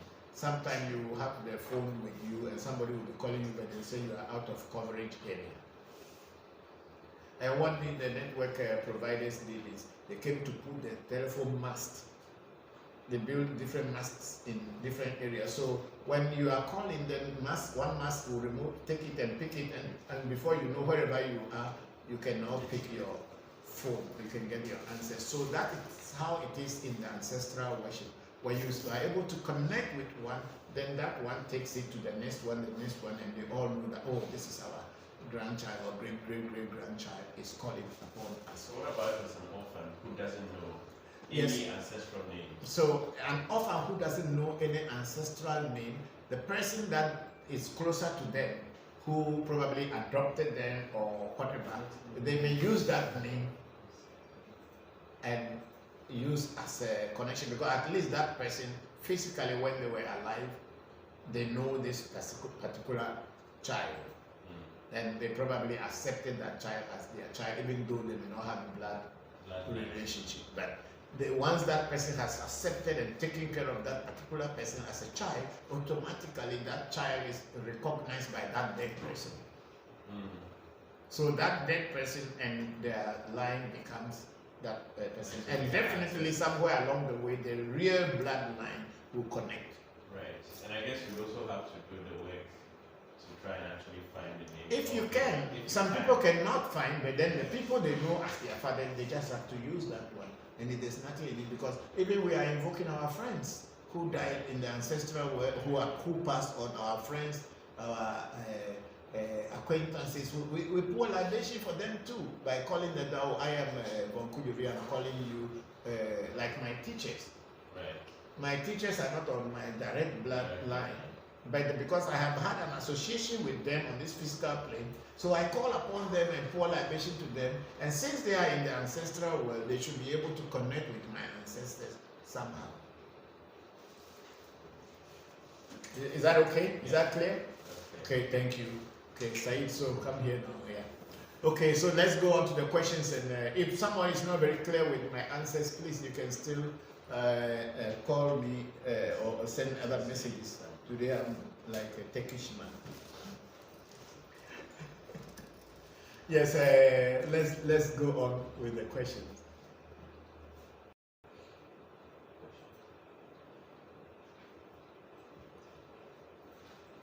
So we were answering Big Sister Ifadara's question about and some of our ancestors were not light. No, I don't believe that anybody's ancestor was alive. They were human beings who had eaten banku and pepper. They had eaten kanami and kinke. They ate cornmeal and all kind of things. That's when, like us today. So if you see, even you can even look at the Catholic side of the story of ancestral worship, which they call saints. You know, we have Saint Francis, Saint Christopher, Saint Teresa now, and all kind of saints from different places. What do the Catholics do? They invoke these dead people and then ask them to intercede on them, on their behalf, to intercede on their behalf.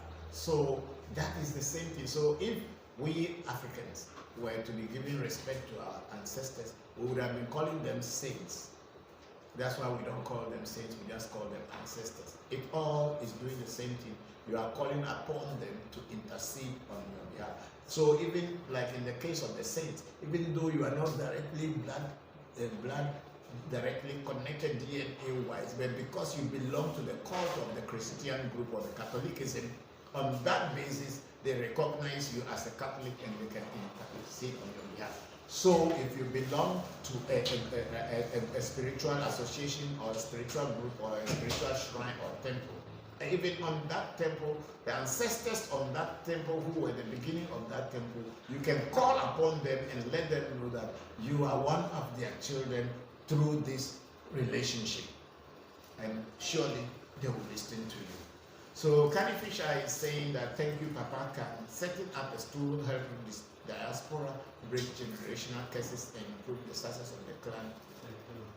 No, to set up a stool is not a baby thing, Candy. It's not something we these days. It's not very easy to set up a stool. When you set up a stool, then it is that you are the beginning of that stool, and the line starts from you. It doesn't go back behind you. So that is the reason why we go to the stools that had been set up already by our ancestors. That generational curses is not real, so don't let that worry you. That generational curse is not real. A lot of time Christianity and religion try to bring that as a generational curse. Why should it be a generational curse? It is your karma, it's your destiny that brings you to whichever clan you will be born into, whichever father will be your father, whichever family you will be born into. So it is not a question of a generational if you are born into a family and you have to inherit their curses, then you are part of that family already at one time. You might have been a part of it, otherwise your destiny wouldn't have sent you there. So that generational curses is not because when they set up a stool, it will break this thing.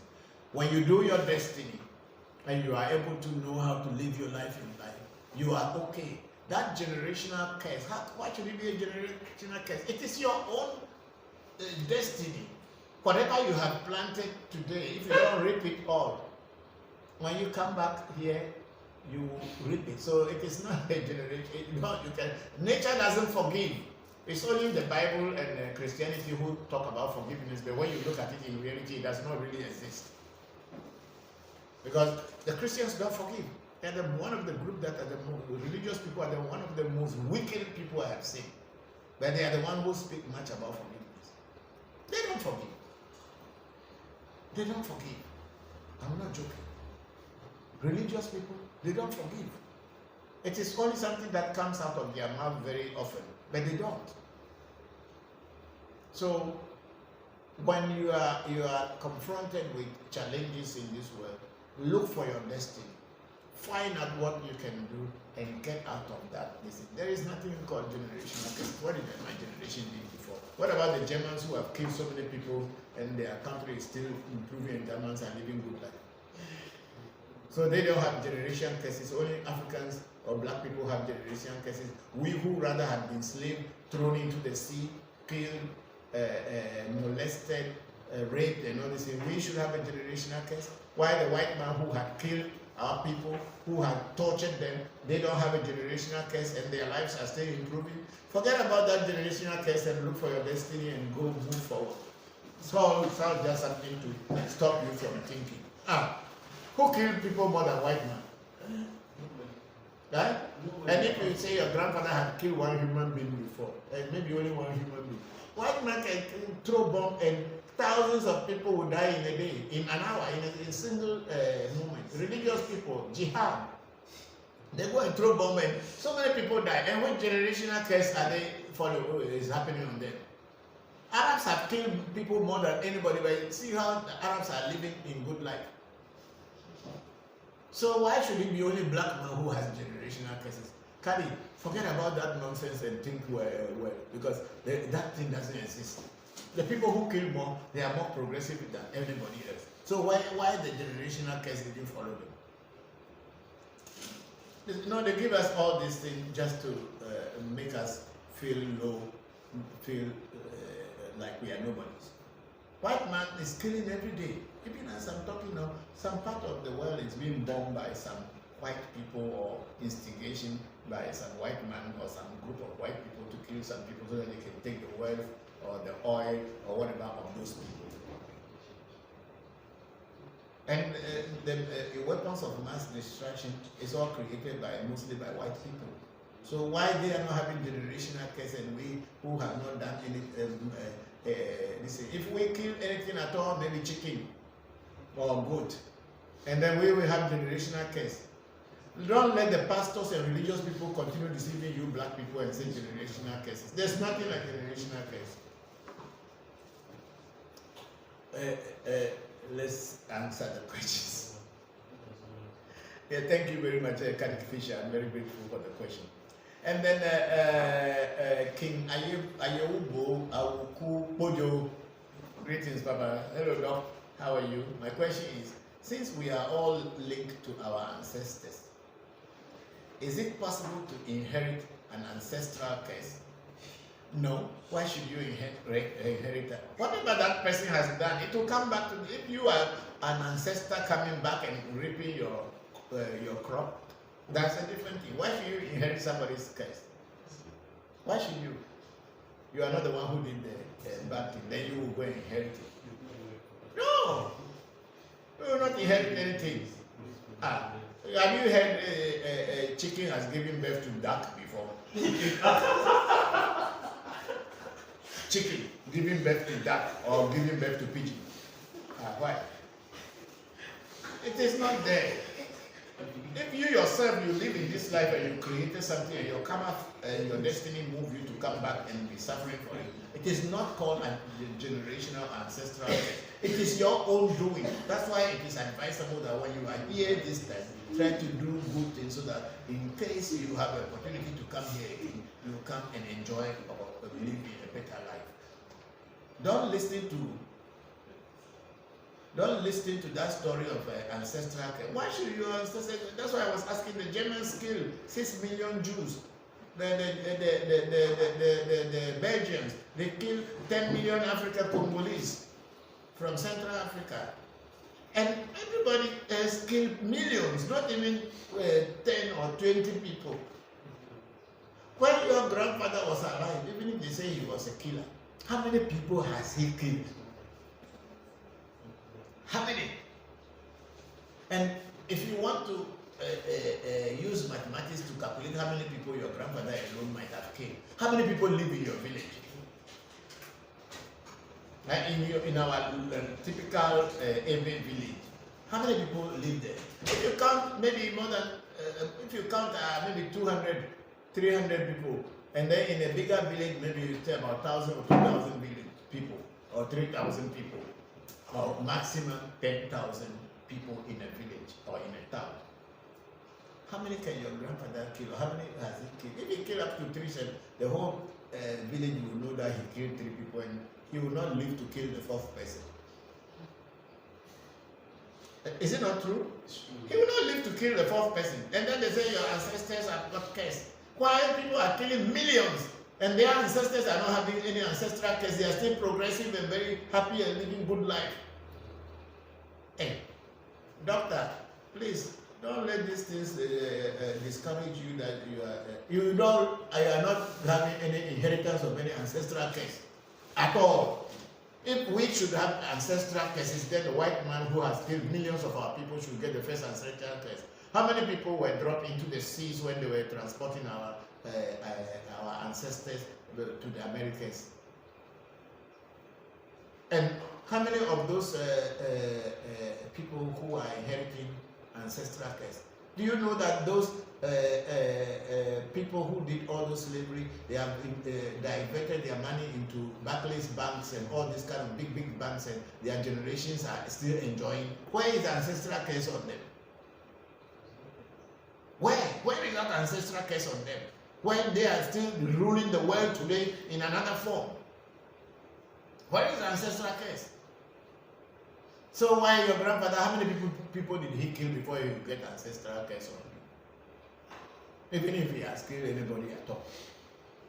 Just because they are not Christians, so they will have ancestral curse, and then if you are a Christian, then you don't have ancestral curse, but the evil that you have committed is more than Satan's evils. If Satan really exists. Right? They have committed such criminal, horrendous crimes and everything. and they are still not having ancestral cases. They are developing. Their life is just moving on. They are flying airplanes, they have private jets, they have big hotels that you go and pay money to spend your fortune on in such places. They make that money and they enjoy it. They have banks that you have to go and save your money in there, and they make the profit and make everything on it. They are not having ancestral cases. Meanwhile, their ancestors were the people who throw people into the sea, who curse our people, put people on fire, human beings on fire, put ropes and leashes on our people and hang them, and they are still enjoying everything and still happy, and they don't have ancestral curse. And we who are coming from Africa, how many people has the African man killed at all? How many has the African man killed at all that he alone should be always told that he has ancestral curse? Ancestral curses from where? There is nothing like ancestral curse to inherit, my brother. I don't believe that. Because I'm using practical decision to let you understand that such things, if it existed, then the people who did the worst, they are supposed to be enjoying that ancestral curse. How many people my grandfather killed, even if he was a killer? How many? People kill millions, hundreds, thousands. And they're still alive, and they're still having their listen. And they tell you that they're on a judgment day before they will punish them. Who told you that there's a judgment day before they will punish them? So they can be doing the evil and be enjoying life here, and then are you going to be there when they are judging them? How will you know whether they are being judged on judgment day or they are not judged? It's just your imagination. It's never true. So when you curse somebody, like let's say you can curse somebody, right, in voodoo, is it possible to curse like an entire family, or can you curse a bloodline, or do you curse just like that individuals, like between you and them? Like if somebody has done something to you, like say, oh, I curse your whole bloodline, or I curse your father and everybody, like can that? But what power do you have before you can curse the whole human being even to them, cursing them?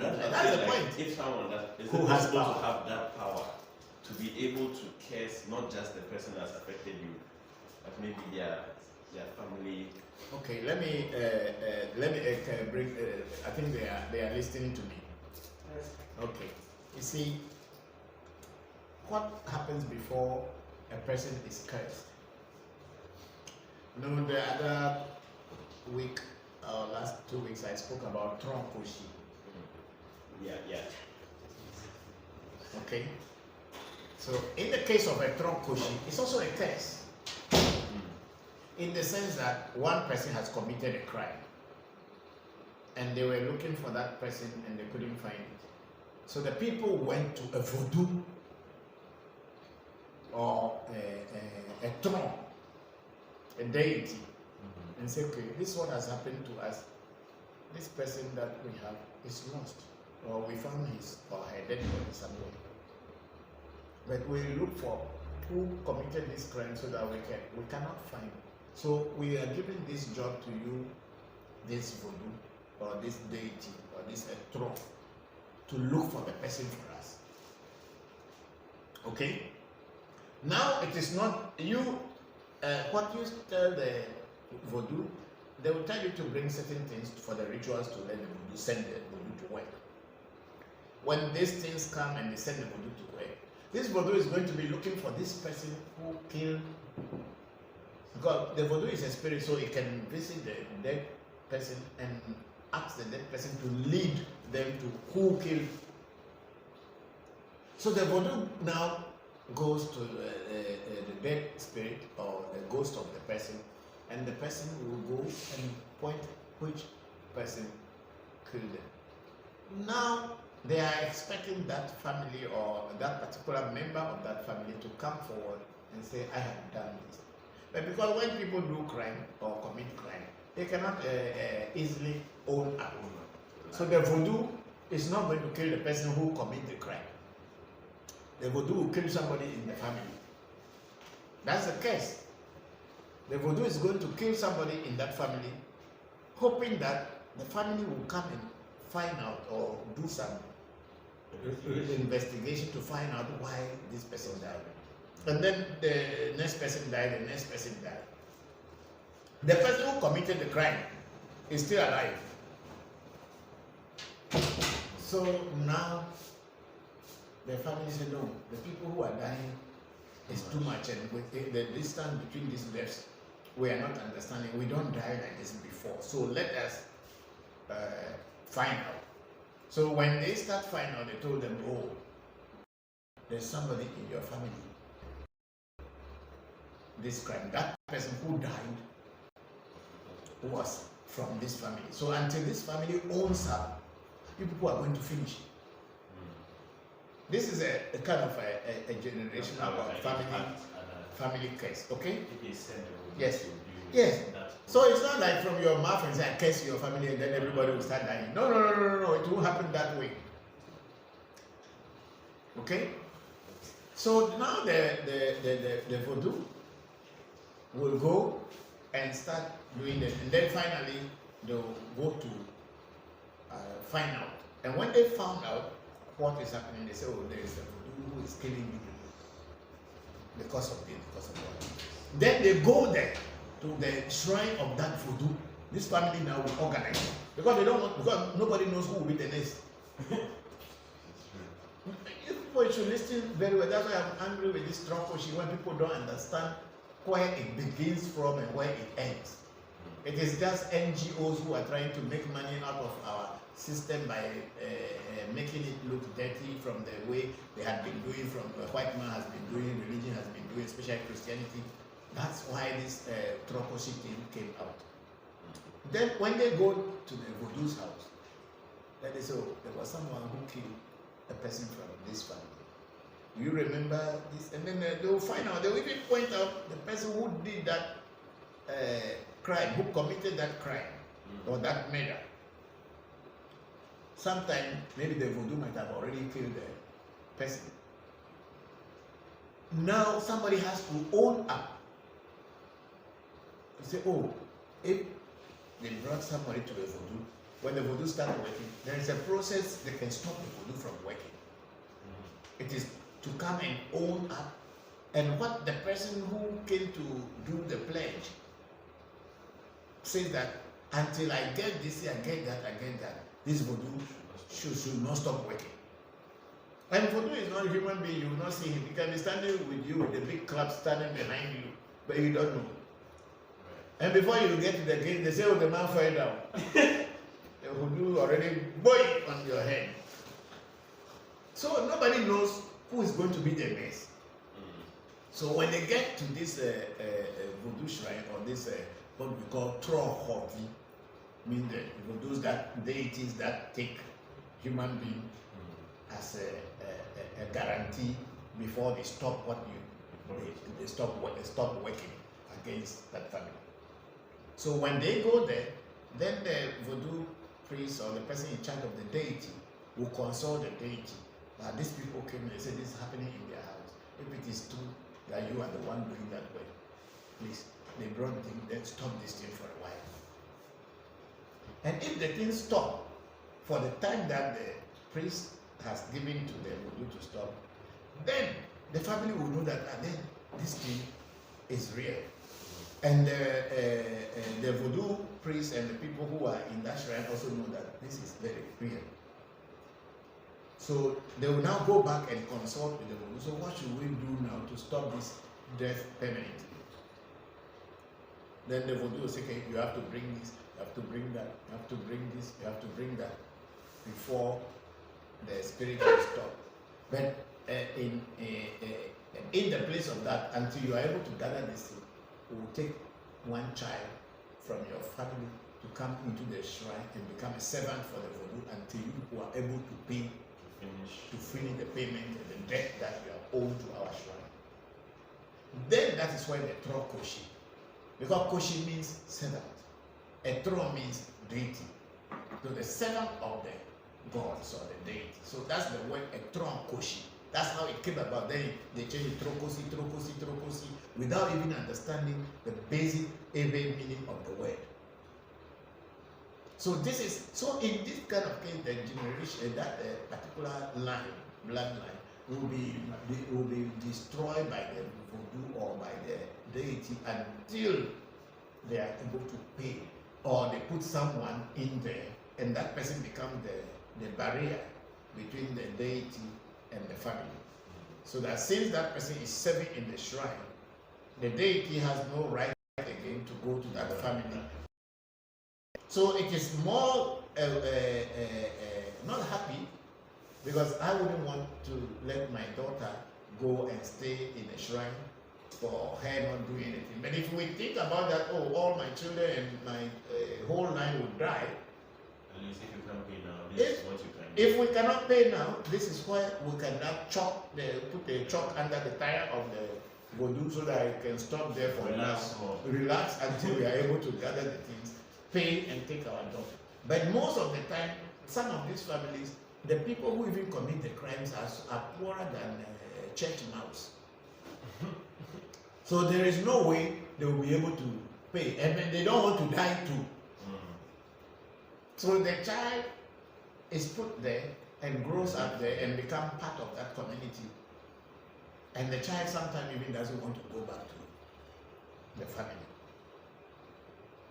And since the child grew up in the shrine, he knows how to do all the service and the rituals and everything along with the priests and the other people there. So he rather liked that community and became part of that community. Not until this Christian NGO started coming and then go and pick one particular little person out of that thing. So this person, we are going to say, why would you take all of them and go to Europe and then look after them? Or why just one?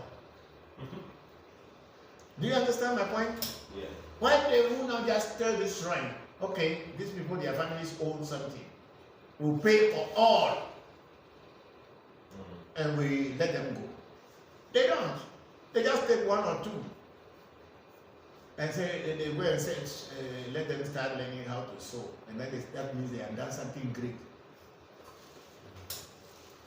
And then these stupid children from Eveland, after they come back, then they are the voice for the white man to stand against our tradition and say, this is very bad. When I was there, they molested me, they did all this. Do you know what your ancestors did before they took you there? So this is the system. So one person cannot just say, I curse your generation, I curse your people, and everybody will just be dying and curse. No. You need to have power, but the power must be from the vodu. And the vodu must be a vodu that is very powerful.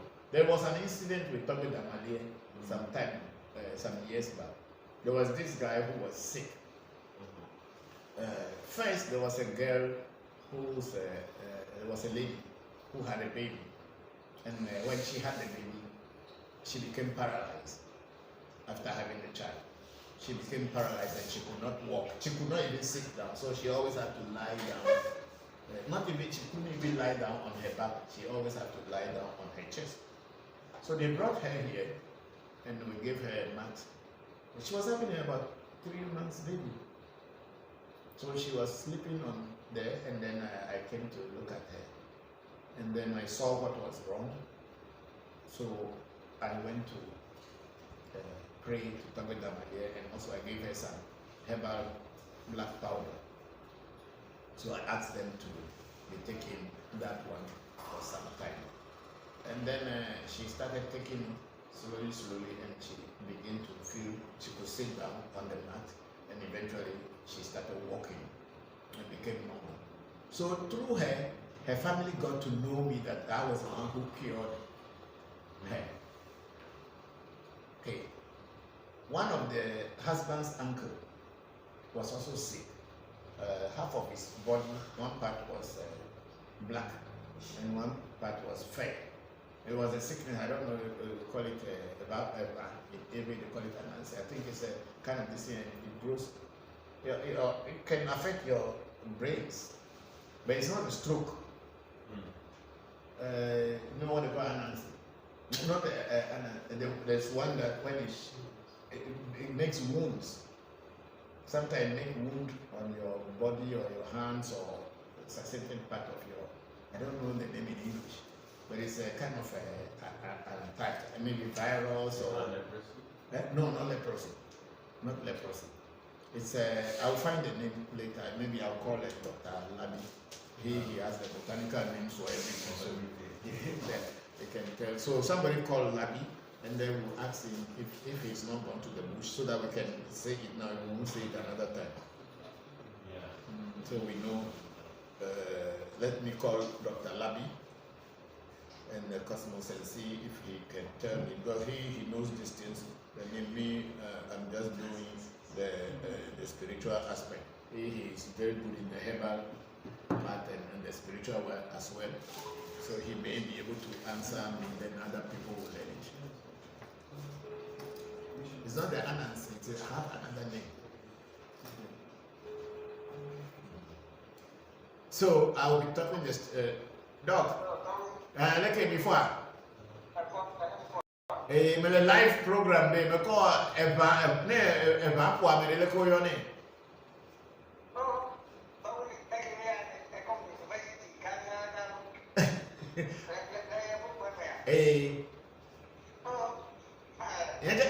Ai ta ni me ni o. Ai kwa mi e wa me eba kwa me ni. Pepe.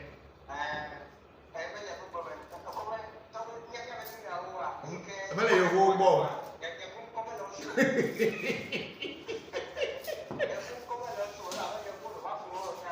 Merci bra. Akpe. Yo. Enje me ni o le yo fu gbogbo ke me ma po da bo we gas botanical mantari. Oh, you, akpe. You, me apo me. Okay, so I called Dr. Cosmos Labi too. He said he does not know the way that sickness doesn't have English name. So we don't know the English name, but it's some kind of sickness. Sometimes it goes around you. It is said that if the sickness go around you, you die. When it comes to meat, Once it rings around you die. But sometimes also it goes all this way, halfway from the top all the way down to one side. It can happen. So this guy had that one, half of his body was very dark and the other was normal. So they brought him and I took him to Togo Damalier. We prepared rituals and everything, did the ritual for him. Then he went back and he was okay. And he made a pledge at Togo Damalier that when he is cured, he will bring one goat, one ram, gunpowder, 2 chickens, salt, pepper, appetition, and 500 cedis, which is 5 million. So we did that for him and he became okay. But for me, it's not my power. I only tell the spirit what you are doing, your sickness, and I tell them whatever instruction they give me, I follow and then I do it. And when it comes true for you, it is up to you to come forward and say, thank you. So he wasn't coming. But me, I didn't know. Then later one day he came with one goat.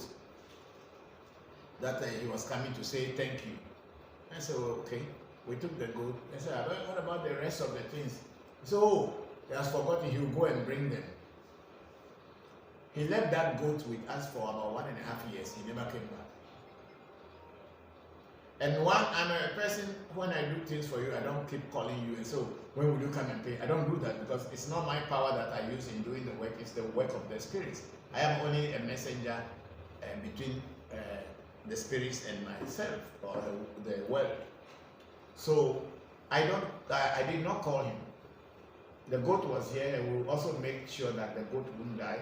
We told Toby Damalier, we cut the small part of the ear and gave to the Damalier that this is your goat. Don't let the goat die and don't let any spirit kill this goat, because if they do kill the goat, we have informed you that somebody brought a goat to you, so it is your duty to keep it alive. So the goat stayed with us for about 1.5 years. We were feeding it.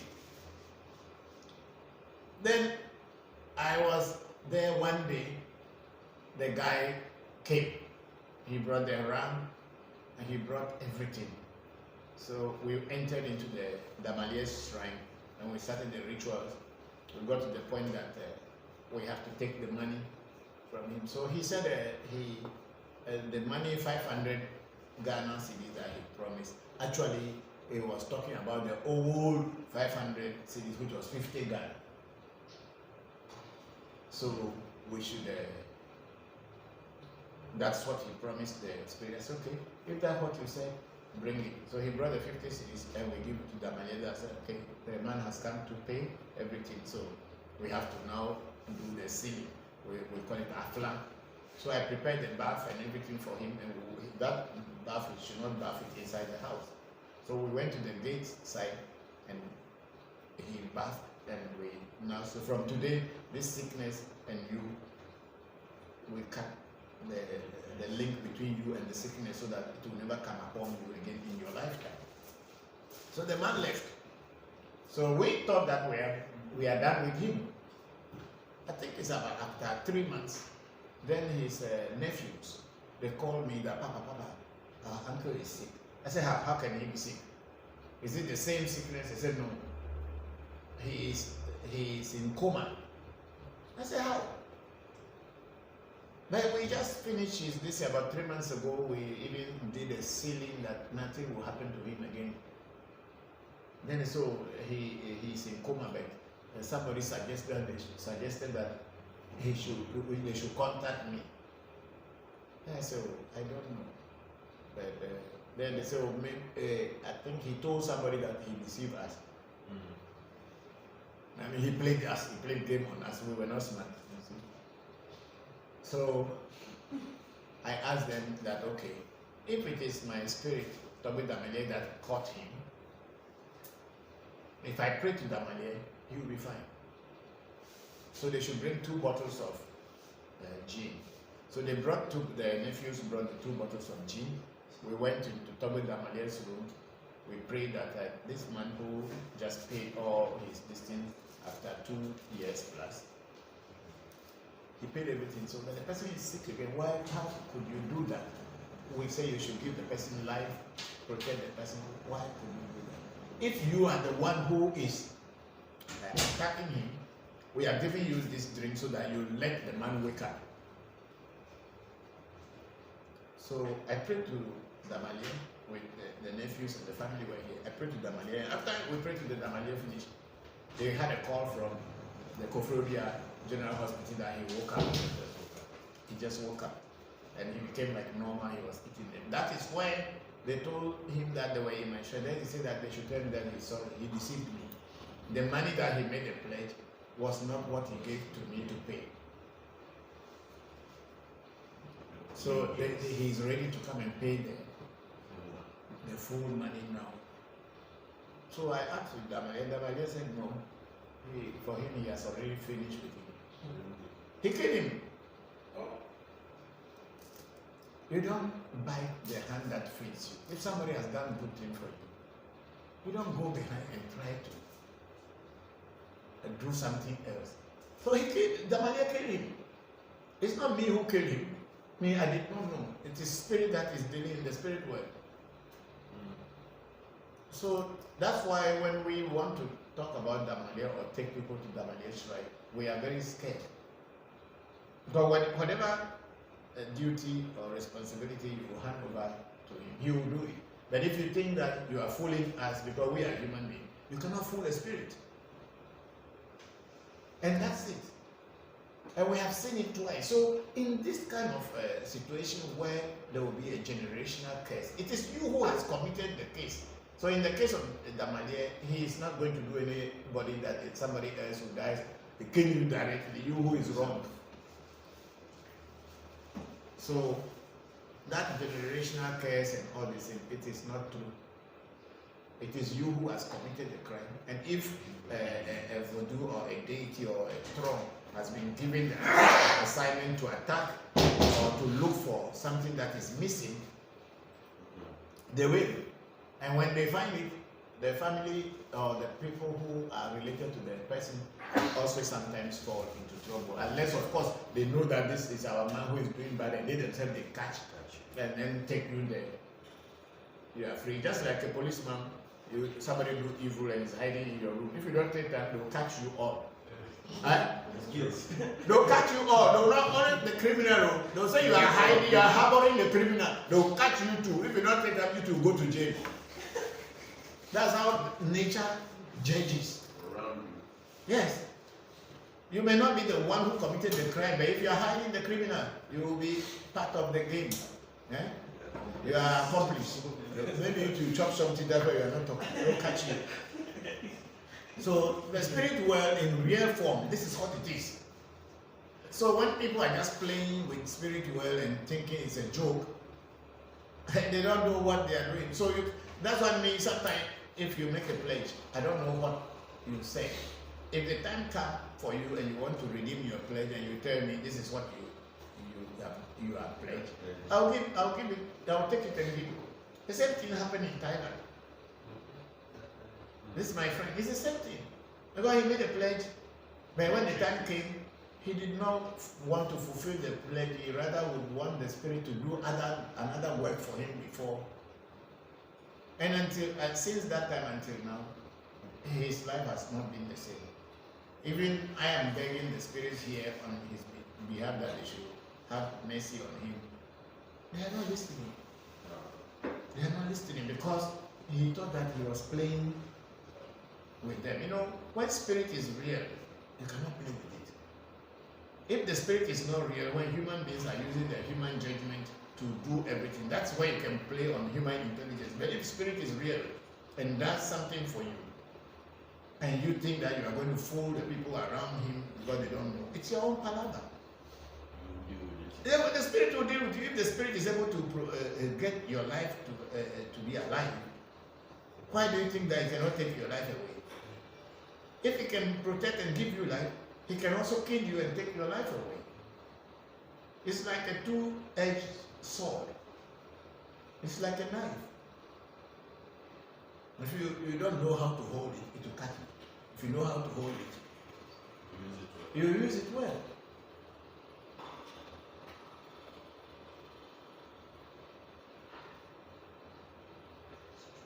Yes, that is Dr. King Ayobo Ukubojo. Doc, it's been a while. Thank you very much. I think, have you received the Jopata bundle that I sent to you? I think I've sent another one to you, so please let me know. I've forgotten whether you have alerted me or not. It's been a while. Thank you very much. And then a big sister, Ifadara, is saying, yes, what if you had ancestors that committed rape, murder, and so on? You loved them, but you also knew of their evil doings on this earth. Is that all the question there? Or there's something under it? That's Yes, okay. If your ancestors have committed rape and all, it's not you who has committed a rape. And you love them. You cannot say because they have committed a rape or they have killed people before, so they are no more. They're still your ancestors.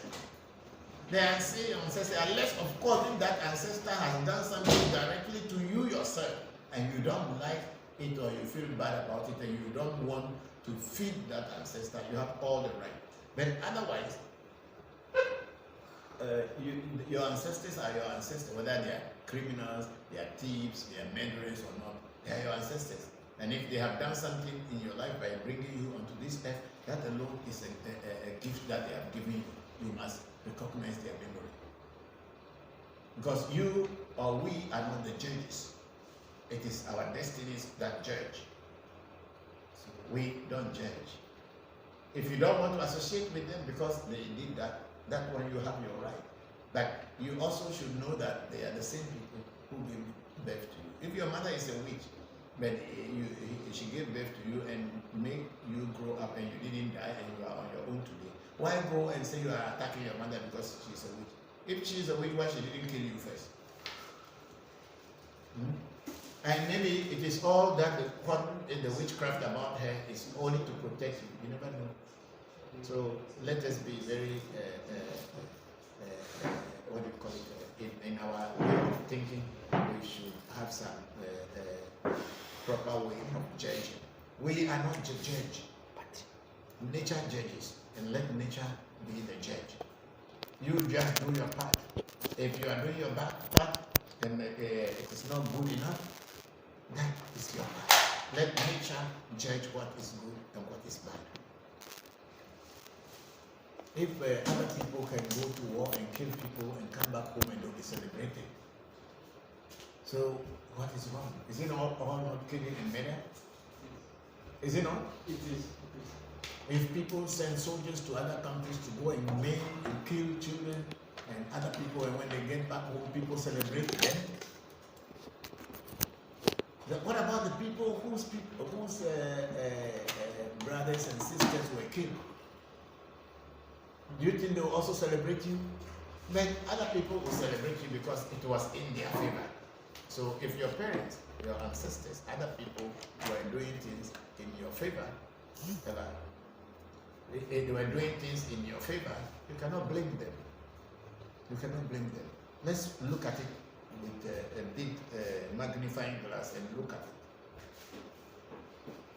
If someone goes to war and kill people in your favor, and they can come back and you salute them and you celebrate them, you decorate them with medals. What about the people they kill? Are they not humans? Don't they have families? Don't they have blood? So why celebrate one and then look at another one as evil? Thank you for that, big sister. So if your ancestors have done anything bad or whatever, if they are your ancestors and you respect them, give them the respect. In the Bela Jidoko Bachai, what are some of the practices in vodu for protecting or maintaining mental health? Are there certain rituals you can teach for this? Bella, you see, the point is that when you want to, this vodu, even though we are teaching it on the general form like this, the question and answer form, if you want to really practice and know vodu, you need to be initiated, you need to be taught individually. When you do, if you have mental health, and you want to maintain mental health as an individual, you should consult whatever is happening in your life. Do consultation. Without consultation, it is very hard for the priest to know what to do for you. Yesterday, I was listening to BBC, and there is this new and young Ifa priestess. I think I can only remember the name, Obitosin something. And she was initiated into Fa at the age of 15, and by the age 20, she became a priestess already. And she's doing consultation for people all over the world. And she lives in Nigeria, in Ibadan. So she was on BBC yesterday, and I heard her saying almost the same thing that I have been saying. That without consultation, you cannot do you cannot do anything for a person. So when a person comes for consultation, you do divination, and then in the divination you will know what is wrong with the person and also how to fix it. Without doing divination, spiritual consultation or divination or reading, as we may call it, if you don't do that thing, it is very difficult for someone just to tell you, oh, go and do this and things will be fine for you. Because we are all individuals and we all have our destinies. We don't know why somebody gets a mental problem and another person doesn't get. A lot of people smoke weed. A lot of people smoke ganja or marijuana. Somebody was telling me that there are two things. One is called marijuana and one is called hemp. Me, I don't know the difference. I only know marijuana, weed, ganja, whatever you call it. I don't know. I know hemp, but I don't know the difference between them. Some people who smoke it, they get crazy. Some people will smoke it and they'll be so healthy and their minds will be so alert.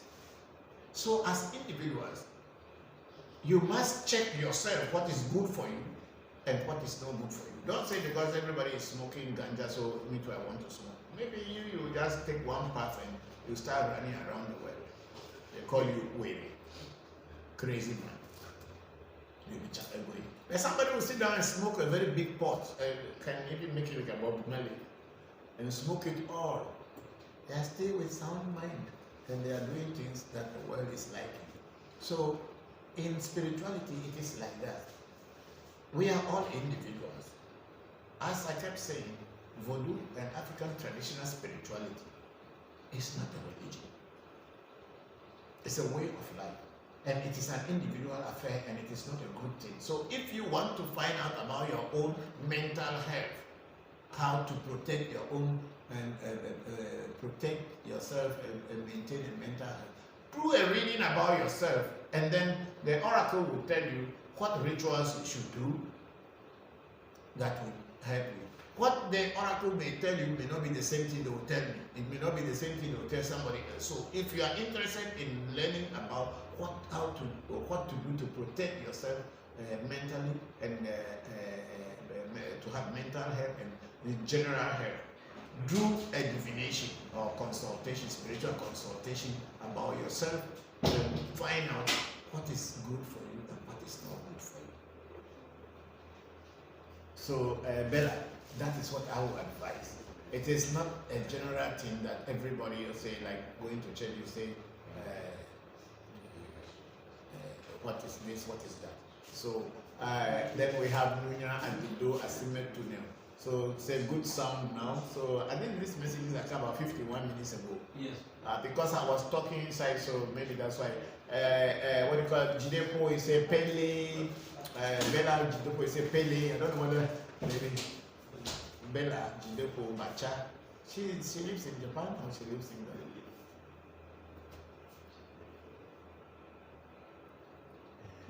Okay, anyway, she's one of our the top fans, and she's been on it. Sometimes she said I'm not reading her messages, but I think we are reading everything today. So Nunya Adido Asime to the Papa, please, your father's name is Akubia. Yes, I am Akubia. My father's name is Albert Akosi Poku Akubia from Hokwe.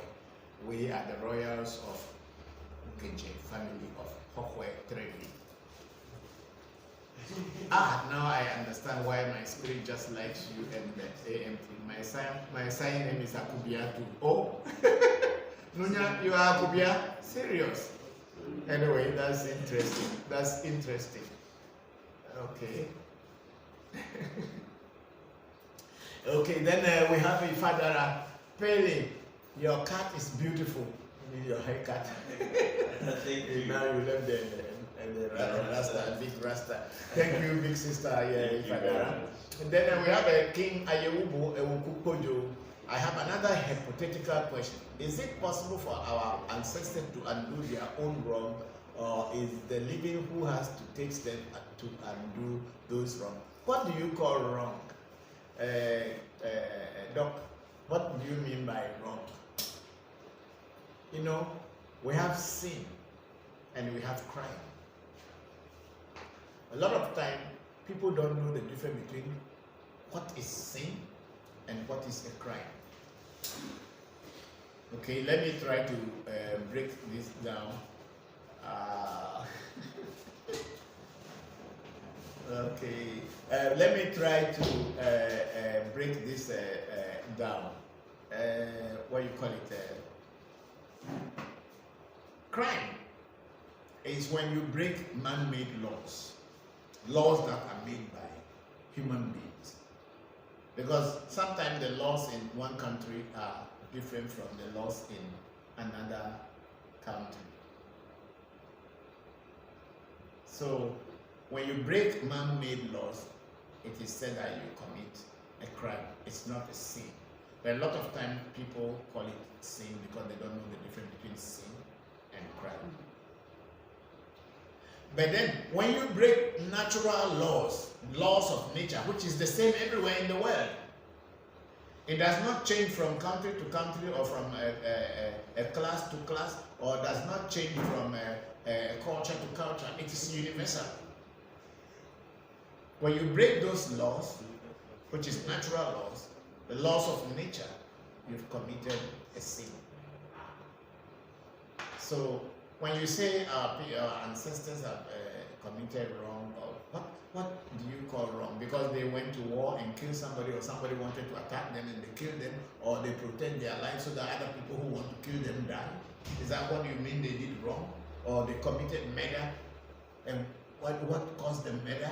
What happened? Was it self-defense or whatever? All these things have to be taken into consideration before you know what is a wrong thing and what is not a wrong thing.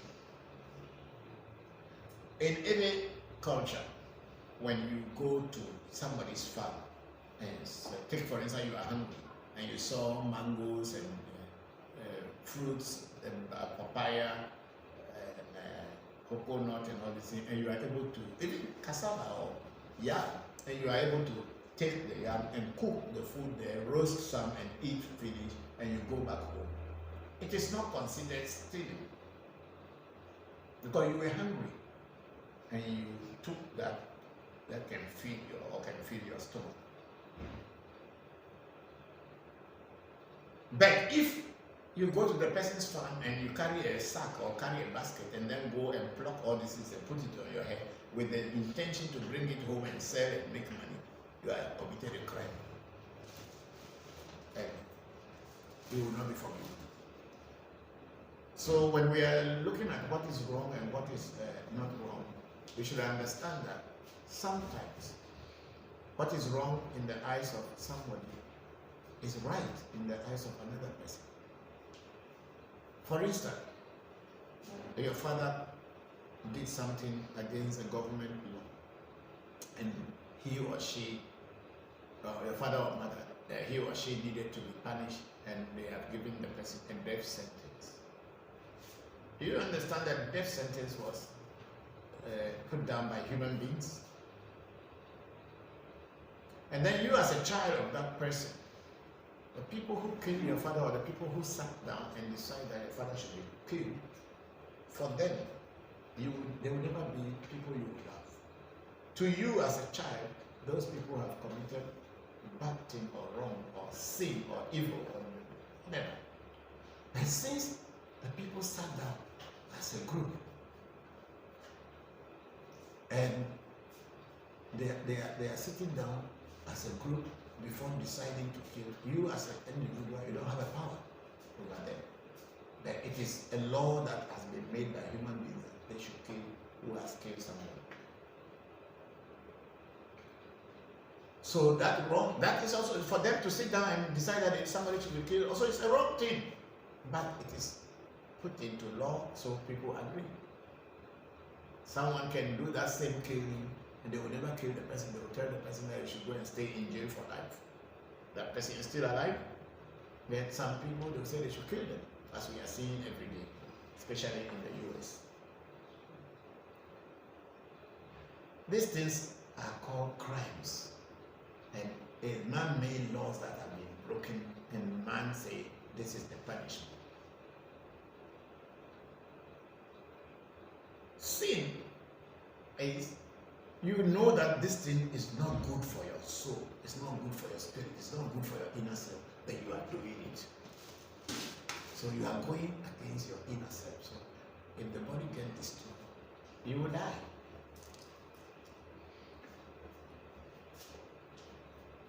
Those are called sin. And what is sin? This is sin and this is crime. These are the two things we don't know.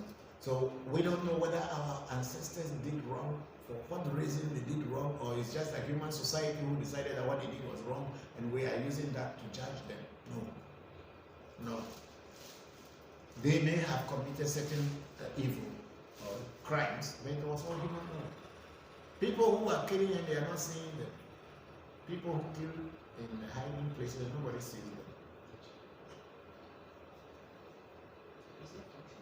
What do you say about them?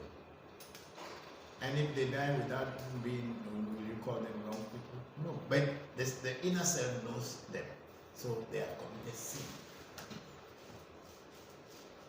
Because when you do things in a hidden place or in hiding without anybody seeing you, but you yourself, you have seen yourself, it's already known. It's already in your Akashi records. It's inside there. So, King Ayubu Ewukupo Doc, I am trying to answer your hypothetical question. I hope I have made some sense. Thank you very much. And then we have replying to Nunya herself or himself, I don't know, because it's a woman picture there. It said, Nunya Adidoya Simituna, I'm from Abate Agame. Okay, Nunya, I am also from Abate Agame.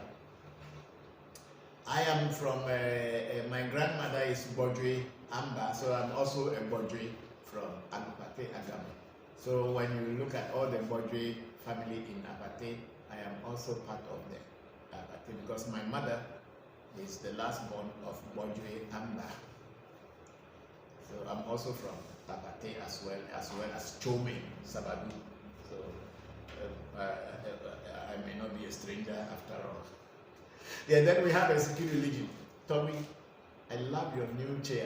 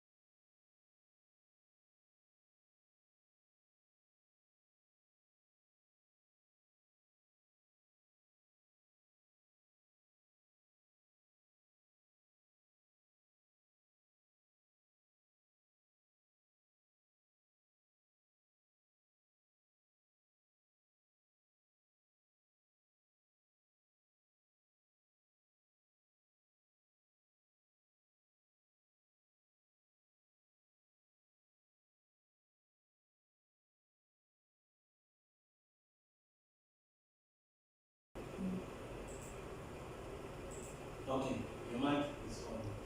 So then go back to Cardi Fisher's from, let's see. Okay, let's start from.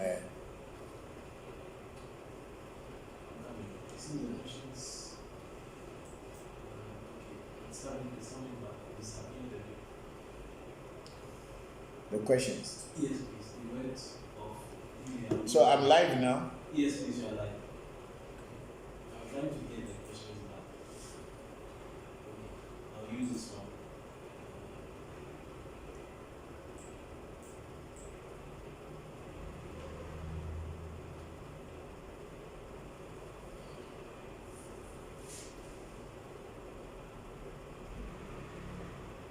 Okay. I think I spoke about this. I will call you. Yes. Okay. Where are we? Sakib. Okay, we are from Sikidu Legion saying, Togbi, I love your new chair. It's like a sit in the sports car. Yes, I'm thanking you very much for that. I am not a driver, but I'm happy to hear that my car, it looks like a racing car. I love racing cars, but I'm scared to try one. Thank you. And then we have Danny Flames, a greetings talk with me. Mauga Sobolisa, bless and protect you and your team. Please, can someone who has a far from childhood still build a cell at any point in life? Yes, of course you can. Because as I was explaining before the mic went off, is that we have a police which is Afa, and then we have Afa leader and Bami. So when you are doing a reading, even sometimes when they set up your essay, which is an essay in the plate, essay leader and Bami, essay on the plate. The essay in the plate can also, when they do a reading, you even direct you sometimes to go and get the police, which is the other one, which is the Afa poly that you get when they give you FA. So they'll give you the police, which is also essay. So when you have a essay leader at Bami, or you have what do you call it? You have a AFA, you can still do essay leader at Bami. You have to ask your AFA whether you can have a essay done, or if through a reading and the AFA says you should have essay also done, then you should have that done too. No, just let's concentrate on wherever it is so that we don't disturb the flow. And then King Ayobo, Dr. Kupojo, I love your answers on the generational curse. Thank you very much, Doc. I'm very grateful to you. Then we have JJ Oko Ado, Abla Ado. Good morning. Move this in Kesa. Move the question, please. Yes. Oh, it's not going. Okay, stop there. JJ Oko Ado, it's a good morning from Atlanta. Thank you very much, JJ Oko Ado. We are very grateful that you joined us. And then we have Sibeki Temba Dube, our friend and brother. Greetings, Papa, and all brothers and sisters of the AMT. Thank you for the wonderful teachings. Thank you very much, Sibeki. Yes, my cousin Martin Kobler. We were speaking about you the other day, and that you are preparing yourself. So please do. We are waiting for you. We are here to receive you. Thank you very much, and we are expecting your coming. Am I live now? Yes, it is. But I'm not seeing it on this delay. So much delay here. No, we are not playing the video. This is a bit old. We are going to just pause it, but you are live. Okay, so let my live be myself. I can see. Yes.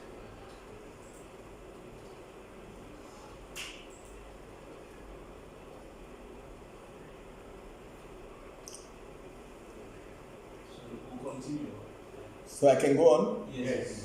Okay, so Sibeki will be waiting for you, and then we have King Ayobo Awukupojo saying that putting the hands together, which means thank you. And then we have Kani Fisher, so it's asking and at the same time saying, so the generational curses are your karma. Yes, they are your karma. Generational curses are your karma. Our prayers have power. So when we pray to Jesus and Abraham, we give them power to help their descendants while our ancestors are weak because we have neglected them. Exactly, that is what it is. That is what it is. So we have that. So we should also empower our ancestors, because the dead cannot empower themselves. It is we, the living, who can empower them by prayers, with prayers and with ancestral feelings and all kind of things. Then they will in turn empower you. But if you neglect them and you are empowering your enemies or people who have not really fight for your cause, then you are empowering them and you will go. You will have difficulty because your ancestors are weak.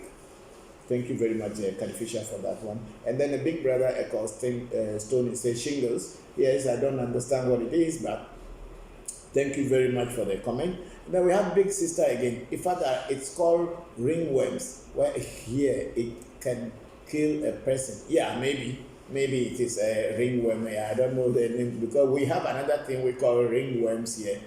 Which usually comes in the head or in people's head and on the skin. But this one is a big one. It really creates wound, or it's a wound that you can see it bubbles. I will find the name and bring it up, because I think I have heard the name before. Yeah. I have to look into every dictionary and see. I'll have to call the guy and ask him. I'll call Mr. Jobo to find out what that thing is called. Then we have thank you very much, big sister Ifadara. Then Caddy Fisher again. No, somebody is replying to Caddy Fisher. Bring the thing down.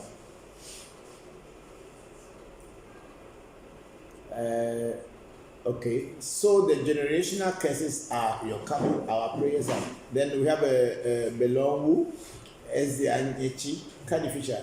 They are not weak, but they abandon us for neglecting them. Okay, that is also a very good point, that they have abandoned you because you have neglected them. Because if you don't care for them, why should they care for you?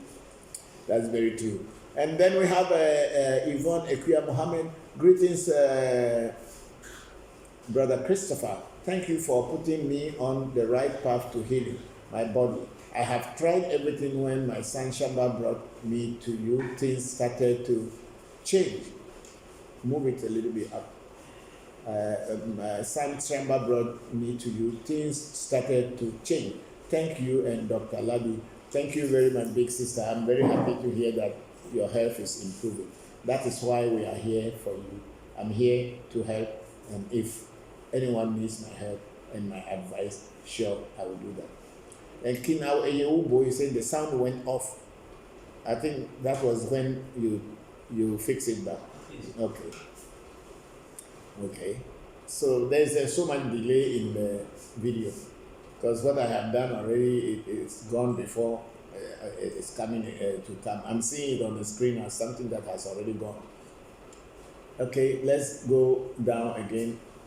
We have done that one. We have done with this thing. Oh no, go. I didn't see. Wisdom. Let us listen to the words of wisdom. Okay, Belongu Ezianyachi. Okay, I think it sounds an Igbo or Nigerian name for sure. And then the other one is the King Ayeubu Awukupo. You said the sound went off. Yes, the engineers noticed it and they fixed it back. Go down again. Let's see whether there's any questions or anything down there. Then we have Security Legion again. Sound is gone. And Danny Flames, no sound. And then Kadi, no sound. King Ayeubu Papa, the sound went off. Prosper Jobede, no sound. And now a young, no sound. I think the sound is back. Kenayeubo Pojo, yes, it is on now. Okay, that's what I want to hear. And then now a young. Say, can African government not use voodoo to fight corruption? Why are they shying away from the true gods and goddesses of truth and justice? Just my thoughts. Yes, and now you see the problem is that we in Africa, or let me say generally, that the black man is a hypocrite. Let me say it clear, loud and clear. The black man knows what is real. And yet still, because lies is more palatable, is more enjoyable than truth. So we would rather live in lies and make everybody to believe that the lie is the truth. That's what is our problem here in the black man's land, Africa, and maybe in all black communities around the world. Everybody knows that if a government official should swear by Shango or any other deity, for that matter, Ogun, mention it, that they will go to government offices and they will never steal any money, any penny. They will not last there for 2 days. They will not last in their offices for 2 days. They will go and render account to the creator of the universe why they chose to tell lies. For this reason, the people will bring the Quran and tell people that they should swear by the Quran that they will not steal any government money. And they will swear because there's no power there that is going to kill them. They will bring the Bible, then you see that I say, I swear by this Bible, Holy Bible, that I will this, then say, God bless you, say, God bless me, and then they put it down. Because even that time he's holding that Bible and swearing. He is doing some underground business which is corruption. And he knows that that Bible has no power to kill him, so he does not care. Take them to the shrine and let them swear, and you see whether one day will pass them by. Even by the time they leave the shrine, they themselves will be afraid so much that they start thinking and say, hey, this thing, is it going to kill me? Is it not going to kill me? Is it going to kill me? Is it not going to kill me? But for the Bible and the books that were printing in the printing press, what power do they have than the tongue of man who has stories to tell how much that book is powerful, or how much those books are powerful? The reality is there. But we like to live in a hypocrisy and we like to live in lies. And when you are telling the truth, you become the enemy of the people. And people who tell lies, then they become the good people that others. Everybody knows that going to church is not going to give you any salvation anywhere. You are not going anywhere. The truth about it. And everybody also knows that the pastor, for him, the church is a business. He is praying every day, is advertising and making everything so that you can come and contribute for him and his family to chop. So that's what is going. So we people know the truth. Why do you think that all this bad news about traditional priests and all this in every day, the bad news or something goes on? Do you think most of the people who are doing these evil things don't go to church? They go to church, but they know there is no power in the church, so when they need real power, then they run to the traditional people. And unfortunately, the people they are running to are not real traditional priests. They are just fake and pretending to be priests. And then they go into their hands and then they molest them and give them some kind of tax that they should go and kill people and do this thing just to tarnish the image of traditional spirituality. Because the people they go to are not real traditional priests. You can never go to any real traditional shrine and even ask them that they should kill people for you. Even with juju, whereby it is not even physical, that they will do. Because whatever seed you plant, you will reap. Even if I am a priest and someone comes to me that I should help them to cheat other people, like this Sakawa and what do they call them? Scam boys, Yahoo boys, people who are using internet to defraud people around the world. If they come to me and I, as a priest or as a Bokor, I am able to help them to take advantage of somebody who put their trust in them, I am also culpable.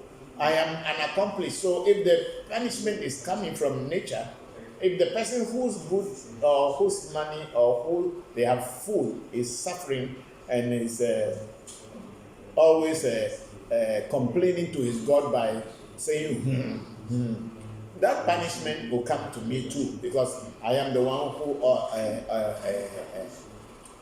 arm them with a weapon to go and do bad things. So if I do so, I will also be punished. So the priests and people you go to and they tell you, oh, come, let me help you to cheat people. And then they are not real priests. They can never be real priests. Because our tradition does not support corruption, immorality, cheating, and all that kind of things. The gods will never accept that.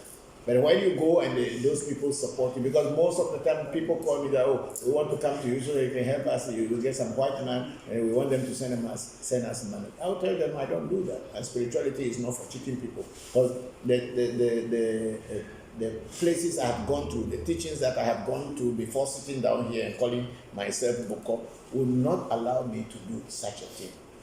But someone who has not taken any training or has not got anything can just do that because he is only thinking that he wants money from you. If you pass through African Magic Temple and you don't get the things you want in life through the honest means by your sweat and the spirits and the nature supporting you, then we have not done anything. So African governments, they know the truth. That's why when they want to do elections and all these things, they go to the shrine so that they can help them to win. But then they will not go to the shrine to swear on the shrine what help them to win. They will carry Bible. So your thoughts are very the same like my own. But what can we do? We are only teaching so that the young men of today, when they take up positions tomorrow, take up leadership position tomorrow, they should be real, so that our people can be free. It is not the African, it's not only the outsider who is destroying us, it is ourselves also, we are part of the destruction. Thank you. And now Ayon. Yes, then we get Caddy Fisher say we are back. Yes, we are back. Thank you. And I think I have reread your question and everything, and probably you understood. And then we have a young saying, thank you for the answer, Baba. It's true. Thank you very much too for bringing out that question. Caddy Fisher is laughing. Papa, that's why they say our voodoo is bad. I thank Mau for you. Keep teaching us. Thank you very much, Caddy Fisher. I'm very grateful. Mm-hmm. Thank you very much. And then let's look at the, okay, we are going to YouTube now. There are so many questions here then. Yes, we have, some questions have been here for long.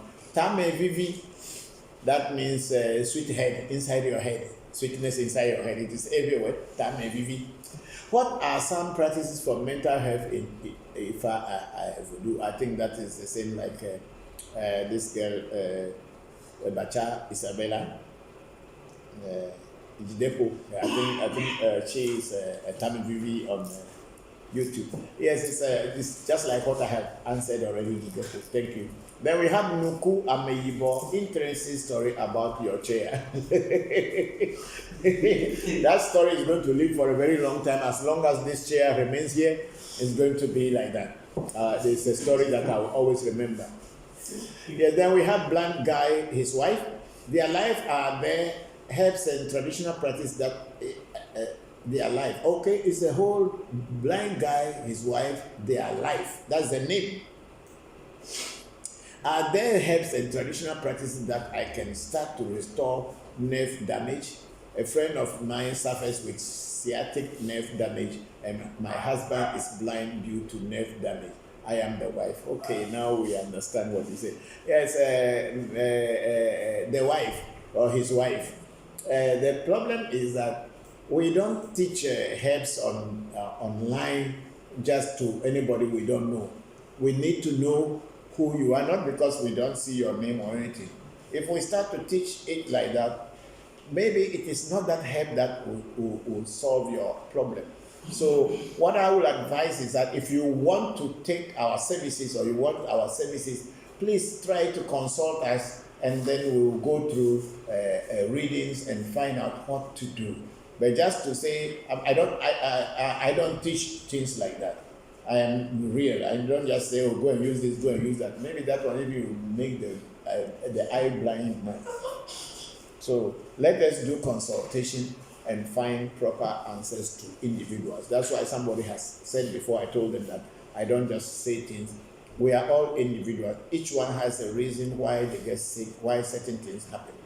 So when you want to know about yourself, do a consultation and then find out and know what exactly the voodoo or the oracle or the throne or the deity will talk about you in your case. We are all not wearing the same size of shoes when it comes to spirituality.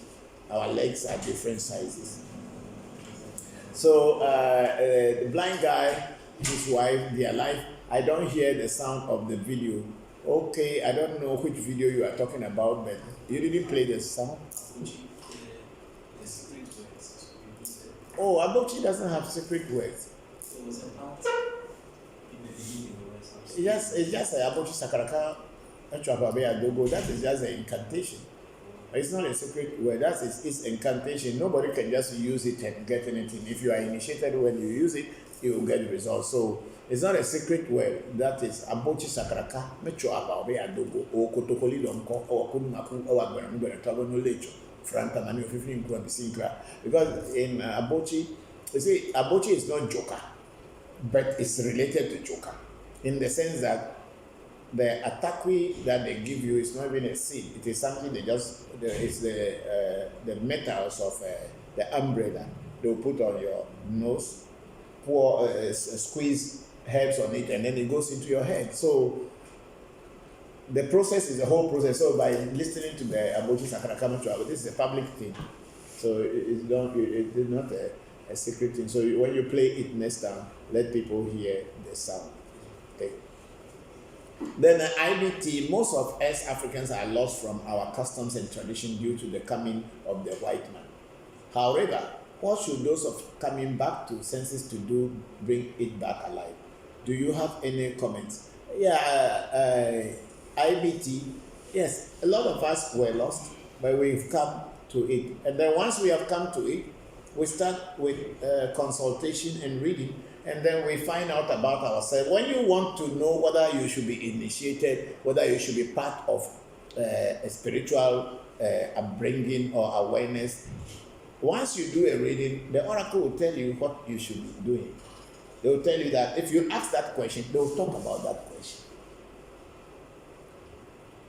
So when you want to get closer, you need to have a teacher to teach you, to explain things to you, just like how I'm sitting here explaining things. Those are the things, and they will bring us back. Because if the youth of today will begin to go back to our roots or the ancestral roots and recognize that our ancestors were not stupid people, they were not foolish people, they also fought, but then because they trusted too much in themselves. So when the white man came to Africa and told them that he has a God too, they accepted the white man, and then they gave them place to build a shrine, a chapel, or a prayer place for their gods. But they're not knowing these people were coming to override our gods by telling our people later that our gods were not real, theirs was the real ones. Yes, if the white man's God was the real one, how many black people has the white man's God benefited? No, none. We had always been workers. We had always been servants. We have always been slaves. We had always been chasing them, trying to look like them, trying to behave like them, to wear their clothes and be like them. How many people has the white man's God benefited in Africa? None. The Arab God, how many people has it benefited? Apart from you trying to become like the Arabs, eat their type of food, dress like them, what else has it benefited you? You live in a hot climate and you put necktie and all this, walking in the sun, no car, you are walking, and they are sweating like a frog. Yet still you think that you are being great man. Is it not stupidity? It's a stupidity. If you are living in an air-conditioned office and in an air-conditioned car, and you know that your house is air-conditioned, if you dress like that, you are fine. But you don't have those things, and you are even riding bicycle, you carry a necktie on your neck, and you carry Bible, and you are shouting on the roadside, and you are calling people to come to God. we are stupid, let me say so. forgetting our own and trying to drown others so that people should hear about other people while we are neglecting our own. So let the young people go back home. Let the young people return to their roots. And when the young people return to their roots and they begin to love their own self, love their culture, and love their countries, love their people, when they find themselves in positions of leadership, they'll do the best thing for their country, Africa as a whole. But if our young people go to study outside London or anywhere outside and come back and wanted to behave like a white man will use them and say that, oh, help us to take advantage of this. And because the young man has been brought up to believe that his own is not good, he'll sign papers and they'll kind of take your uranium, your plutonium, and your gold and everything, and then send it over there. They'll give you, the person who signed the paper, they'll give him alone something small, or the group of people who signed, they'll give them something small. They don't care about the rest. The rest can drink water with cows and pigs. It's fine.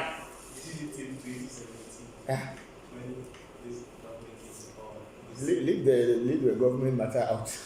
So if our young people cannot love ourselves and love ourselves as Africans, we dress like Africans, we eat like Africans and behave like Africans, but we want to be like the white man. We want to look like people are bleaching their skin so that their skin become color or whatever to look. I don't know.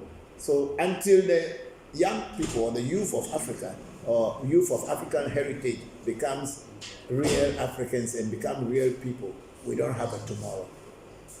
Because the tomorrow that we'll have is in the young people.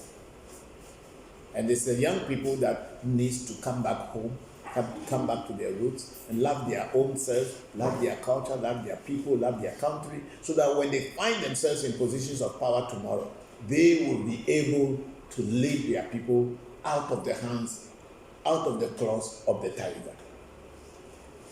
That's what I am saying. So, IBT, so it is. Now that you have found a way, please do your best so that you can position yourself in a good position so that tomorrow when somebody also sees you, they will find out, what are you doing that looks different? There's some difference I can see about you, but I don't know. Then you can tell them, oh, go back to your roots. Tell that person to go back to their roots. And because if spirit is real, you cannot follow it and fail. Yeah, there are challenges in life. Like I wrote the other day, when people come into African traditional spirituality with the sense that they are looking for another place to worship or another way to associate, or people are doing it, so let me also do it. If you come into African spirituality with that kind of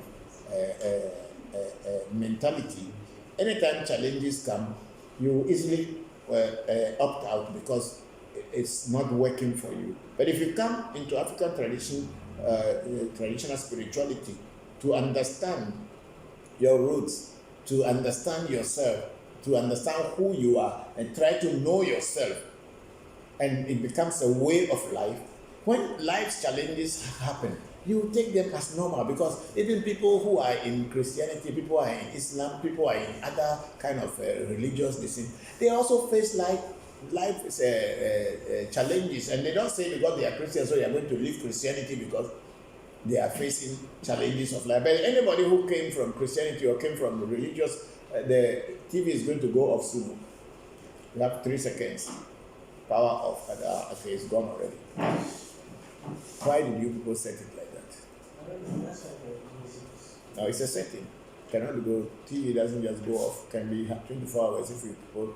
But I think I can still be talking. Yes, you can. Okay. So when young people come back and begin to know themselves, they will surely be able to lead their people out of the claws of the tiger. We should always encourage ourselves and know that we are Africans. We cannot be anything. We cannot be white. We cannot be Arab. No matter what. You can try to be an Arab by learning all the Quran. You can recite the whole Quran, but that doesn't make you an Arab. You can choose to take an Arabic name and give all your children Arabic name, but that doesn't make you an Arab. It makes you a black man who is practicing Arab culture. So we should as young people, try as much as to come back to our roots and know ourselves. And if we begin to benefit from what we are doing, we will be able to tell other people our stories. When spirit is real, you cannot associate with it and fail. Unless if it is a scam and somebody give you, let's say this microphone and tell you that this spirit is called Jagajadu. So you too, you carry it and say Jagajadu, you are calling and calling, you think it's working, it's not working. One day you throw it away and then you run back to church. But if the spirit is real and you call it and it start to act and you ask it and it start to act and work for you, you know that you are not deceiving yourself. So when you face with challenges in life, you should understand that they are part of life. It does not mean because you are a spiritualist or you become an African traditional spiritual practitioner means you will not face challenges. Life is full of challenges and we are all facing challenges. Sometimes you are up, sometimes you are down. But you must know that what you are doing, if it is real, you don't have to leave it. So, IBT, that's my listen to you. Then we have Nuku Ameyibo. Audio issue was from the video you played earlier. The audio wasn't coming in the video, but your YouTube stream is okay. Thank you very much, Nuku. And then we have Torafe Williams. Good morning from Torafe. Thank you very much, Torafe. How are you? Yeah, it's been a while. Hope everything is fine with you and the family. My regards to your mother and your wife and the children. Thank you very much. Then we have Samuel Duck. Thank you for your videos from Russia. Your prayers are very helpful in fighting evil spirits. Oh, thank you very much, Samuel Duck. Thank you very much. And then we have Ubuntu Imhotep. Hey, we have Egyptian king here. This one is two royals. Ubuntu from Kenya and then Imhotep from Egypt. So we have two royal names in one here, Ubuntu Imhotep. Indigenous wisdom, I learn a lot from your videos all the time. Thanks, Baba. Thank you very much, Ubuntu. And then we have Monica Kova. Hey, it's been a long time, Monica. How are you? Thank you very much for joining us again. Good morning. It's nice to see you. Blessings to you and your family. It's been a long time. Yes, Monica, it's been a while. Hope your family and everybody, you and your family are all fine. My blessings and greetings to you all. Thank you very much. Then we have Torafa Williams again. If your mother was cursed and was told that her curse is affecting her children, but did nothing about, can the children do something? You see, this curse. What did your mother do before she was cursed? Your mother, what did she do before she was cursed? This is a question you have to ask yourself, Torafa. Don't let people deceive you. You know, there is something we call a servant in Ebe. And the Ebe word for a servant is actually coming from the southern part of the Ebe land. We in the inner or central part of Ebe land, we call it Bechivon, Bechi, and Ese are the same thing. Bechivon or a servant comes with each and every one individual. If you're a servant, which is your negative destiny, or Bechivon, which is also your negative destiny, the same word, the same thing, but two Ebe dialects. One is from central Ebe and one from the southern Ebe. If you're a servant or your Bechivon is disturbing you, and you are not able to take care of it before you give birth to your children, sometimes that your Bechivon will follow your children as well because they are coming out of you. So, especially in the case of women, because the ones that I have seen is usually the women whose a servant or Bechivon is with them, and then they carry that Bechivon or that negative destiny, and they give birth to children, especially if they have daughters. Again, that negative destiny usually follow in that role because you know your umbilical cord was tied to your mother's umbilical cord when you were in the tummy. So everything that was affecting her in the negativity and that things were not happening, some were passing on to you. Some will definitely pass on to you.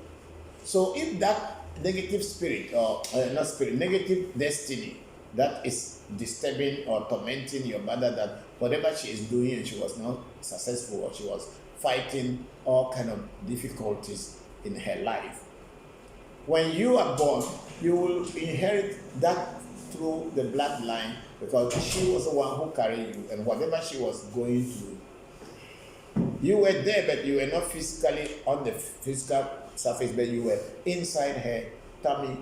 So her thoughts, even science has proven that children even in the tummy can listen. So that's why they started telling parents to start talking to children even when they were in the tummy. So if your mother is having challenges in life and you are in her tummy, whatever challenge she was going through, you were also experiencing it. So when they born you onto this physical phase, you carry some of these things from her into this life, and if they don't cleanse you quickly from them, they grow with you until you, by mistake or by plan, you have your children tomorrow, and it follows in that line. But when to say that somebody curse your mother and then her curse is affecting you people, I don't think so. What did she do before they would curse her? Did she kill a human being? And who cursed her? Who has the power to curse her? I'm not very sure, Torafi, but then I believe that negative destiny plays a role in that. And if you, the children, you can do something about your negative destinies, you can cut off that line. Thank you very much. And then we have Ubuntu and Hotep.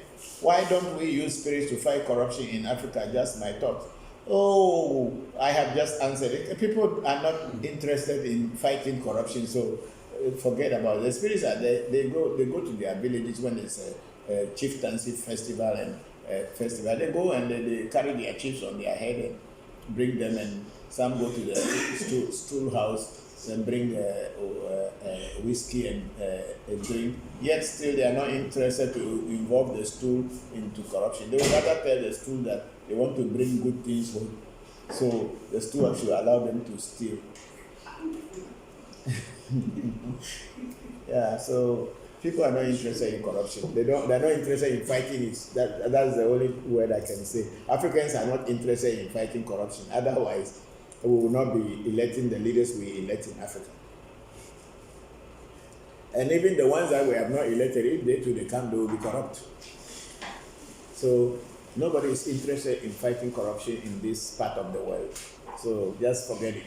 Try to fight corruption within yourself so that you are not corrupt. That alone is enough. And then we have again Ubuntu Imhotep. Say our African government should use vodu to fight corruption. I hope so. I hope so.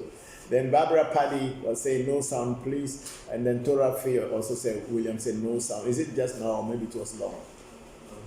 Okay, now Tora Fee William said sounds is good. Okay, thank you very much for this. And I think we are on. We are on today. We have had a lot of good questions joining us. And then let's go to Facebook again and okay, thank you for Mau, for you keep teaching us. Then we have Bella Jidepo Bata. Thank you, Papa. I can't wait to call for a reading divination. Blessings to you all. Yeah, when you call Bella, we'll talk. We'll talk very much. Thank you very much for joining the section and contributions and everything. I'm very, very grateful. Then we have Big Sister Ifadara. Greetings, Toby.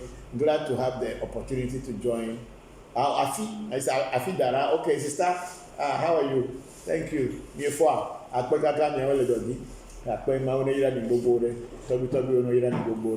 Afidara, I say greetings, Toby. Glad to have the opportunity to join your live teachings again. Yes, thank you very much for joining. I'm very grateful that you were able to have the chance again. How is Germany? Hope everything is fine. And I have read your last message to me. So in June, we will do those things. Thank you very much for everything. And then we have Security Legion. Toby, are new jokers being created, or is it the very same old jokers that our ancestors created that exist now? Oh, every day new jokers are coming. Even there's 2021 joker. Yeah, every day new joker, because the spirits are there. They are teaching people to do things. There are so many new jokers. It's not only the ones that our ancestors left to. New jokers are coming every day. Every day, even you can have a joker that just originated this month. They are there. The jokers are there.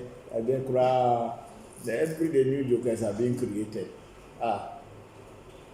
Recently, I went somewhere and they say somebody said they got a new joker that is only cowrie. Only 7 cowries that you just dig the ground and then put it inside and cover it, and you start doing reciting certain words and things start changing. So there are new jokers coming every day. Yes, Gabriel. My question is, so are they being created or they are being discovered? You can say they are being discovered, but in our language we don't have discovery, so we use creation. Not that they are, nothing is being created. Everything, even the internet, is only being discovered, because radio waves, sound waves, all kind of waves, light and all this, they had always been there. But like this Abochi, when our ancestors have not come in contact with the white man, they didn't have a mirror. Do you understand?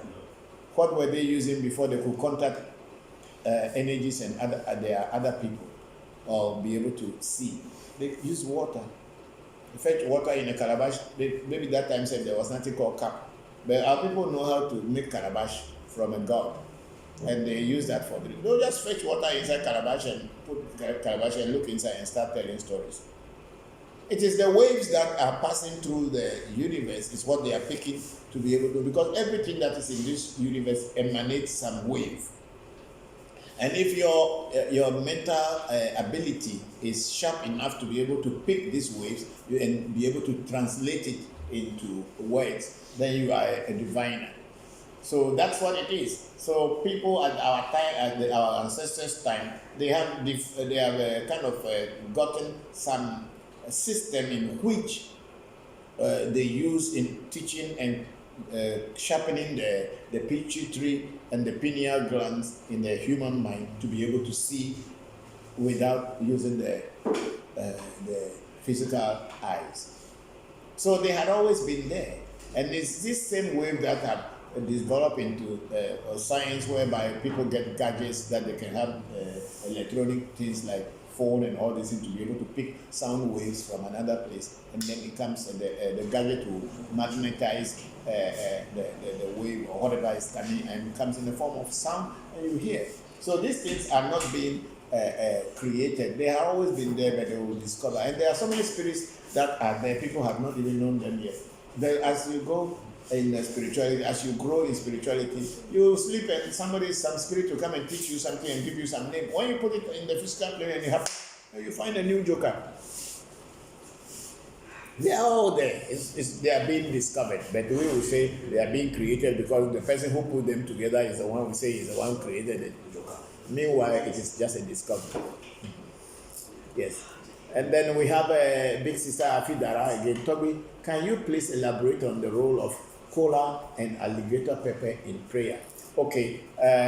In Eve Joker, as well as in Afa, which is Yoruba Afa, we have 3 things that we use in our Joker, which we call Eto V, or the Trinity. We have the alligator pepper, which in the Eve is called Atakwi.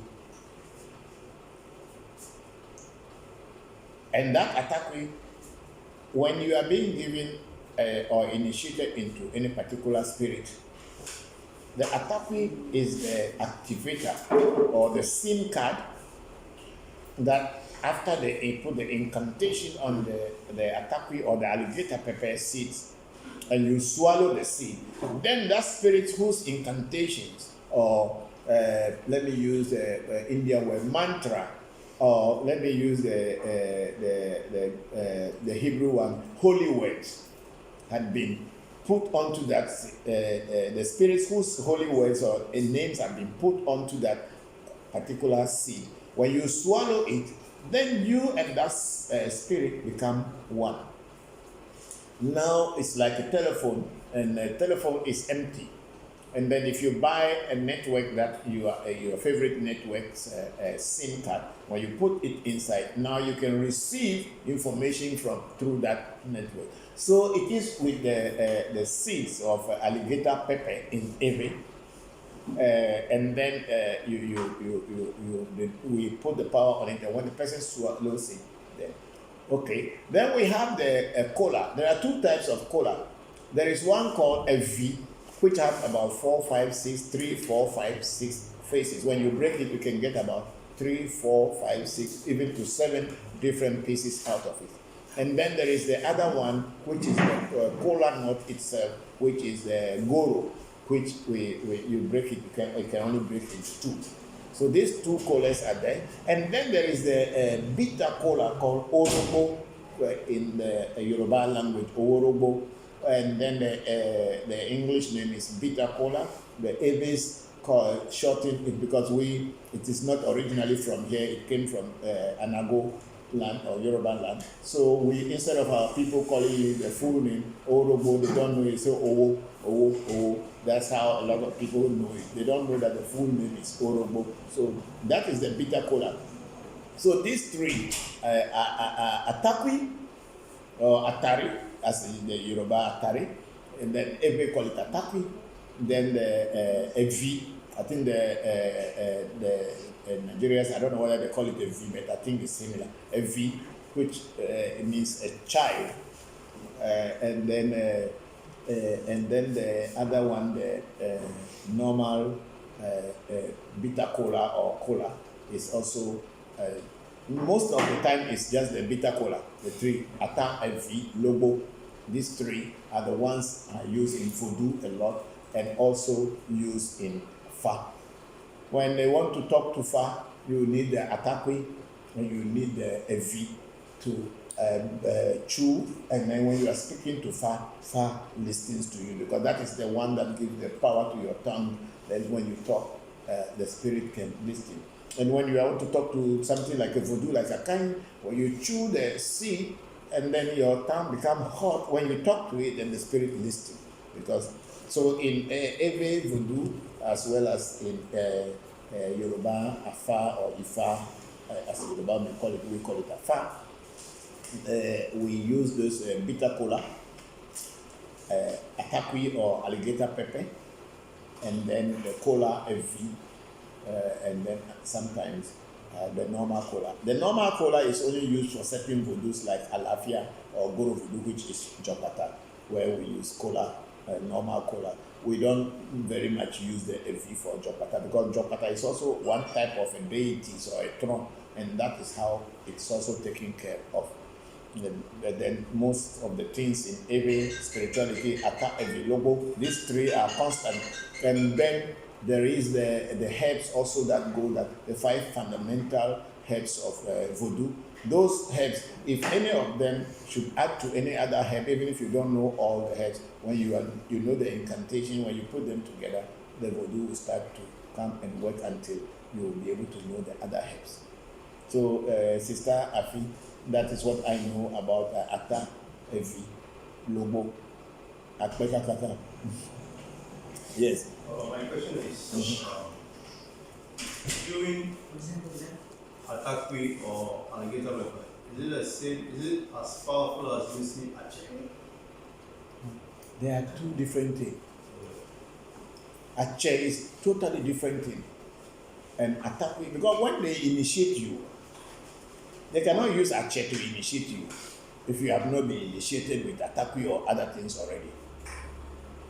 The Ache, the work of Ache, as in the black powder or the herbs that we put in our mouth before speaking to voodoo, is a total different thing. When you are initiated into a voodoo, or you get a voodoo, or a tro, or an orisha, or whatever, you are a human being. You are eating food, you are drinking water, you are drinking alcohol, you are just talking to other human beings every day.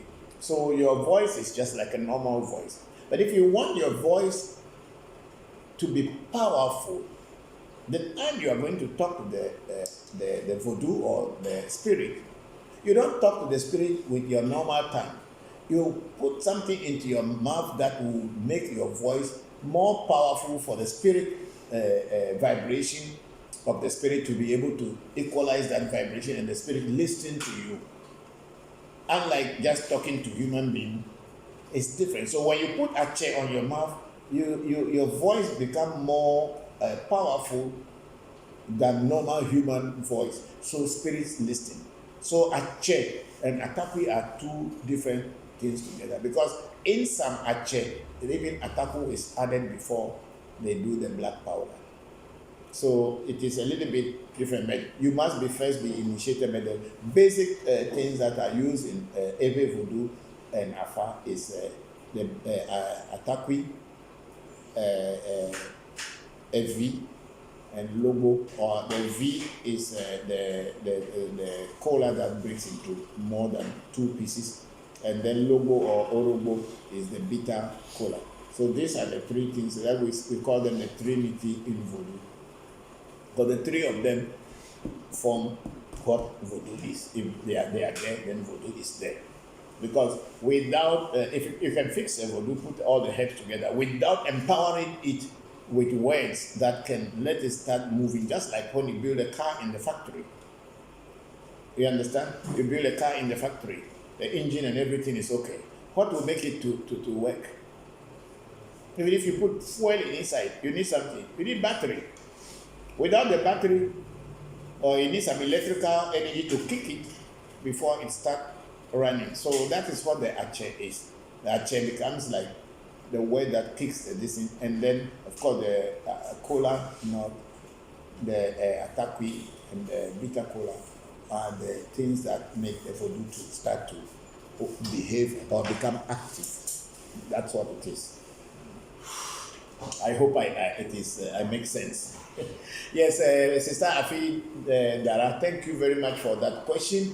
I hope I have made some sense. And then we have a top fan and top student of African Magic Temple, Shamba Musa Mohammed Bokor. Papa, I have displayed the bottle joker for my friends. The joker is really growing with me. Of course, it has to grow with you. That is what it is, Shamba. You have been taught. You have been given the key. You can only unlock all the doors that you want to unlock. Yes, I mean, it is yours. The joker is yours. So please enjoy it. But then don't overdo it. Keep it to yourself. Those jokers are for unexpected moments when people want to try you or disturb you. You just mention the joker. Maybe sometimes you will not even hit the person. You can even point to the sky and something will happen onto that person. So please keep it safe. Thank you very much for that comment. I'm very grateful. I think what's the time now? 5. We are in 5? Yeah. Hey, we have over past our time. Hey, before you didn't tell me. We're all enjoying the sessions. Normally you end at 4. Yeah, 4:30. Oh. Thank you everybody. We have passed our time. We have overstayed. Our time has passed, so we'll be taking it off now. And thank you all for joining us and for the interesting questions here. You people had, we have worked about 3 hours, 33 minutes. That's quite long. Hey. I can be a very good teacher in classroom. So thank you everybody for joining this session, and those of you who have not joined, I believe strongly you'll still see us on YouTube and Facebook. The videos will be uploaded and you will watch. And if you have questions to ask us, you can continue asking the question online. And when I have the opportunity, I will revisit and then I will try to answer you. But then prepare serious questions for next week, as Senna is also coming next week. Pele is already here. So we'll be having a full house of African Magic Temple Revolution founders here. And so prepare your questions, and those of you who want to visit the shrine, please make appointment and be able to come. We are here, you can ask us. You see, this is the way for Africa. If only Africans would tell truth to themselves, will be very honest with themselves and be honest with their tradition, we will go very far. No one will go and kill leaders who are supposed to bring change into the system or bring change into their countries. But you know, there's very people who are trying to promote Africa. People from our communities will be bribed that they should destroy them because they realize that you are trying to grow the minds of the people, so you should be destroyed. They will find a way to destroy you so that you don't give knowledge and wisdom to your people. That's what has been the game all along. And it is within our communities that these people who come and destroy our own people, our leaders, are from within our communities because they don't love themselves. Because they will give them money and they think that when they run away from Africa, they can live somewhere else and have comfortable life. So they are not interested. They can do the bad thing and run away. See about what is going on in Burkina and now Niger. Idris Deby was killed by. They say the rebels killed him, but I wonder if it is true, because for me, my personal reservation is that yes, that's what the world is saying, but maybe there's more to it. We only live to see and hear where the death really came from, because he is a soldier man. He is a very well honored and respected man. How could the people leave him open that people can shoot the president like that? It's very, very, very suspicious, because he is a president. And how could the rebels penetrate and hit him? But we don't know. That's what we are hearing. We live to see. According to the he was commanding one of the battalions. Even if he's commanding one of the battalion, when a general is commanding one of the battalion, how many generals have been killed, have you seen before? And he's an old soldier. He's not a child. He cannot go in the battlefront and be shooting himself. But anyway, that's what we are hearing. So let's hope and pray that it was not an internal work. Can happen. Anyway, so thank you very much, everybody. I have gone into politics here, and I'm not a politician. I'm just talking about how our own people destroy our leaders.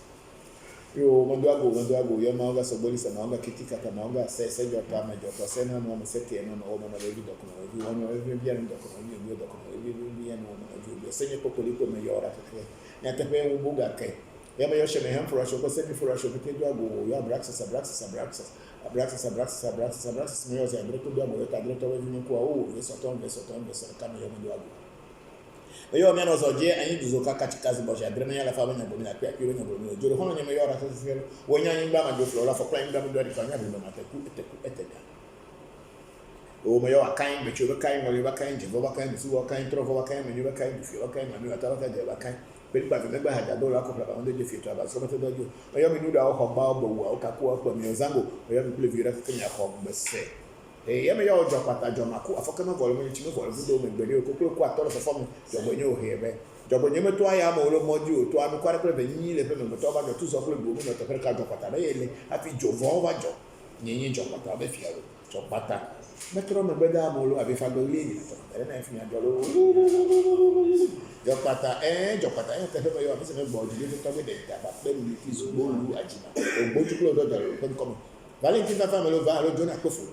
ago sapate me yo ati gari me yo goro vodu me yo rakente ala fia nya tepe mo ya bo chi sakra kame cho aba be adogo ko to koli don ko kun ma ku agbere no bere to ba no le cho franta mani fifin ko abisin kra o kofi to jabaku o cho to kofi o cho he kofi atra me yo kable me yo ye me yo to be han bato me ba vodu to ra ho ibo me ya zapasa de ku no hoto ko shi no hoto kere ku me yo kelo a uni da pa me cha ba gbere pe vi o ata pe to bo na ya me yo aplege de na pesa ko chi no ko chi aje no ko chi ngoni go ko chi trovo ko chi vi ta he me de ngba sare pe de go fe pesa duro e de pesa agutoba de pesa chi e ta de pesa ye nye wo le pe me yo mi ke kem kwa ha me yo e me afa na bo me afa bo ma so pepe to no so le me da pa fili me yo pali be meji e ko meji wole meji di meji lo so meji ngoli meji abla meji akra meji buda meji sa meji ka meji trupe meji tula meji nete meji chene fune pali che tula me yo clever vile ko ma to ba de obu am to ba de nya de no ko de ni e me ke bete che mi andasi me no puru kwa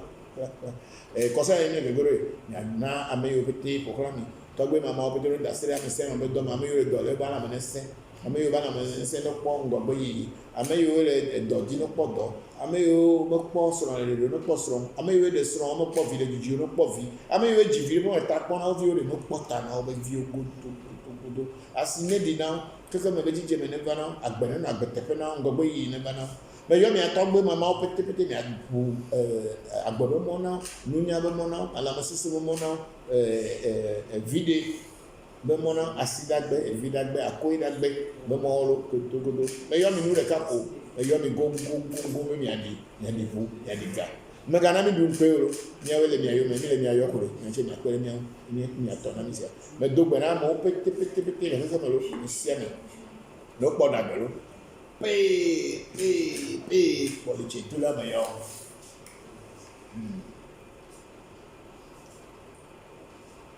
We can cut off. I wish you all very good weekend.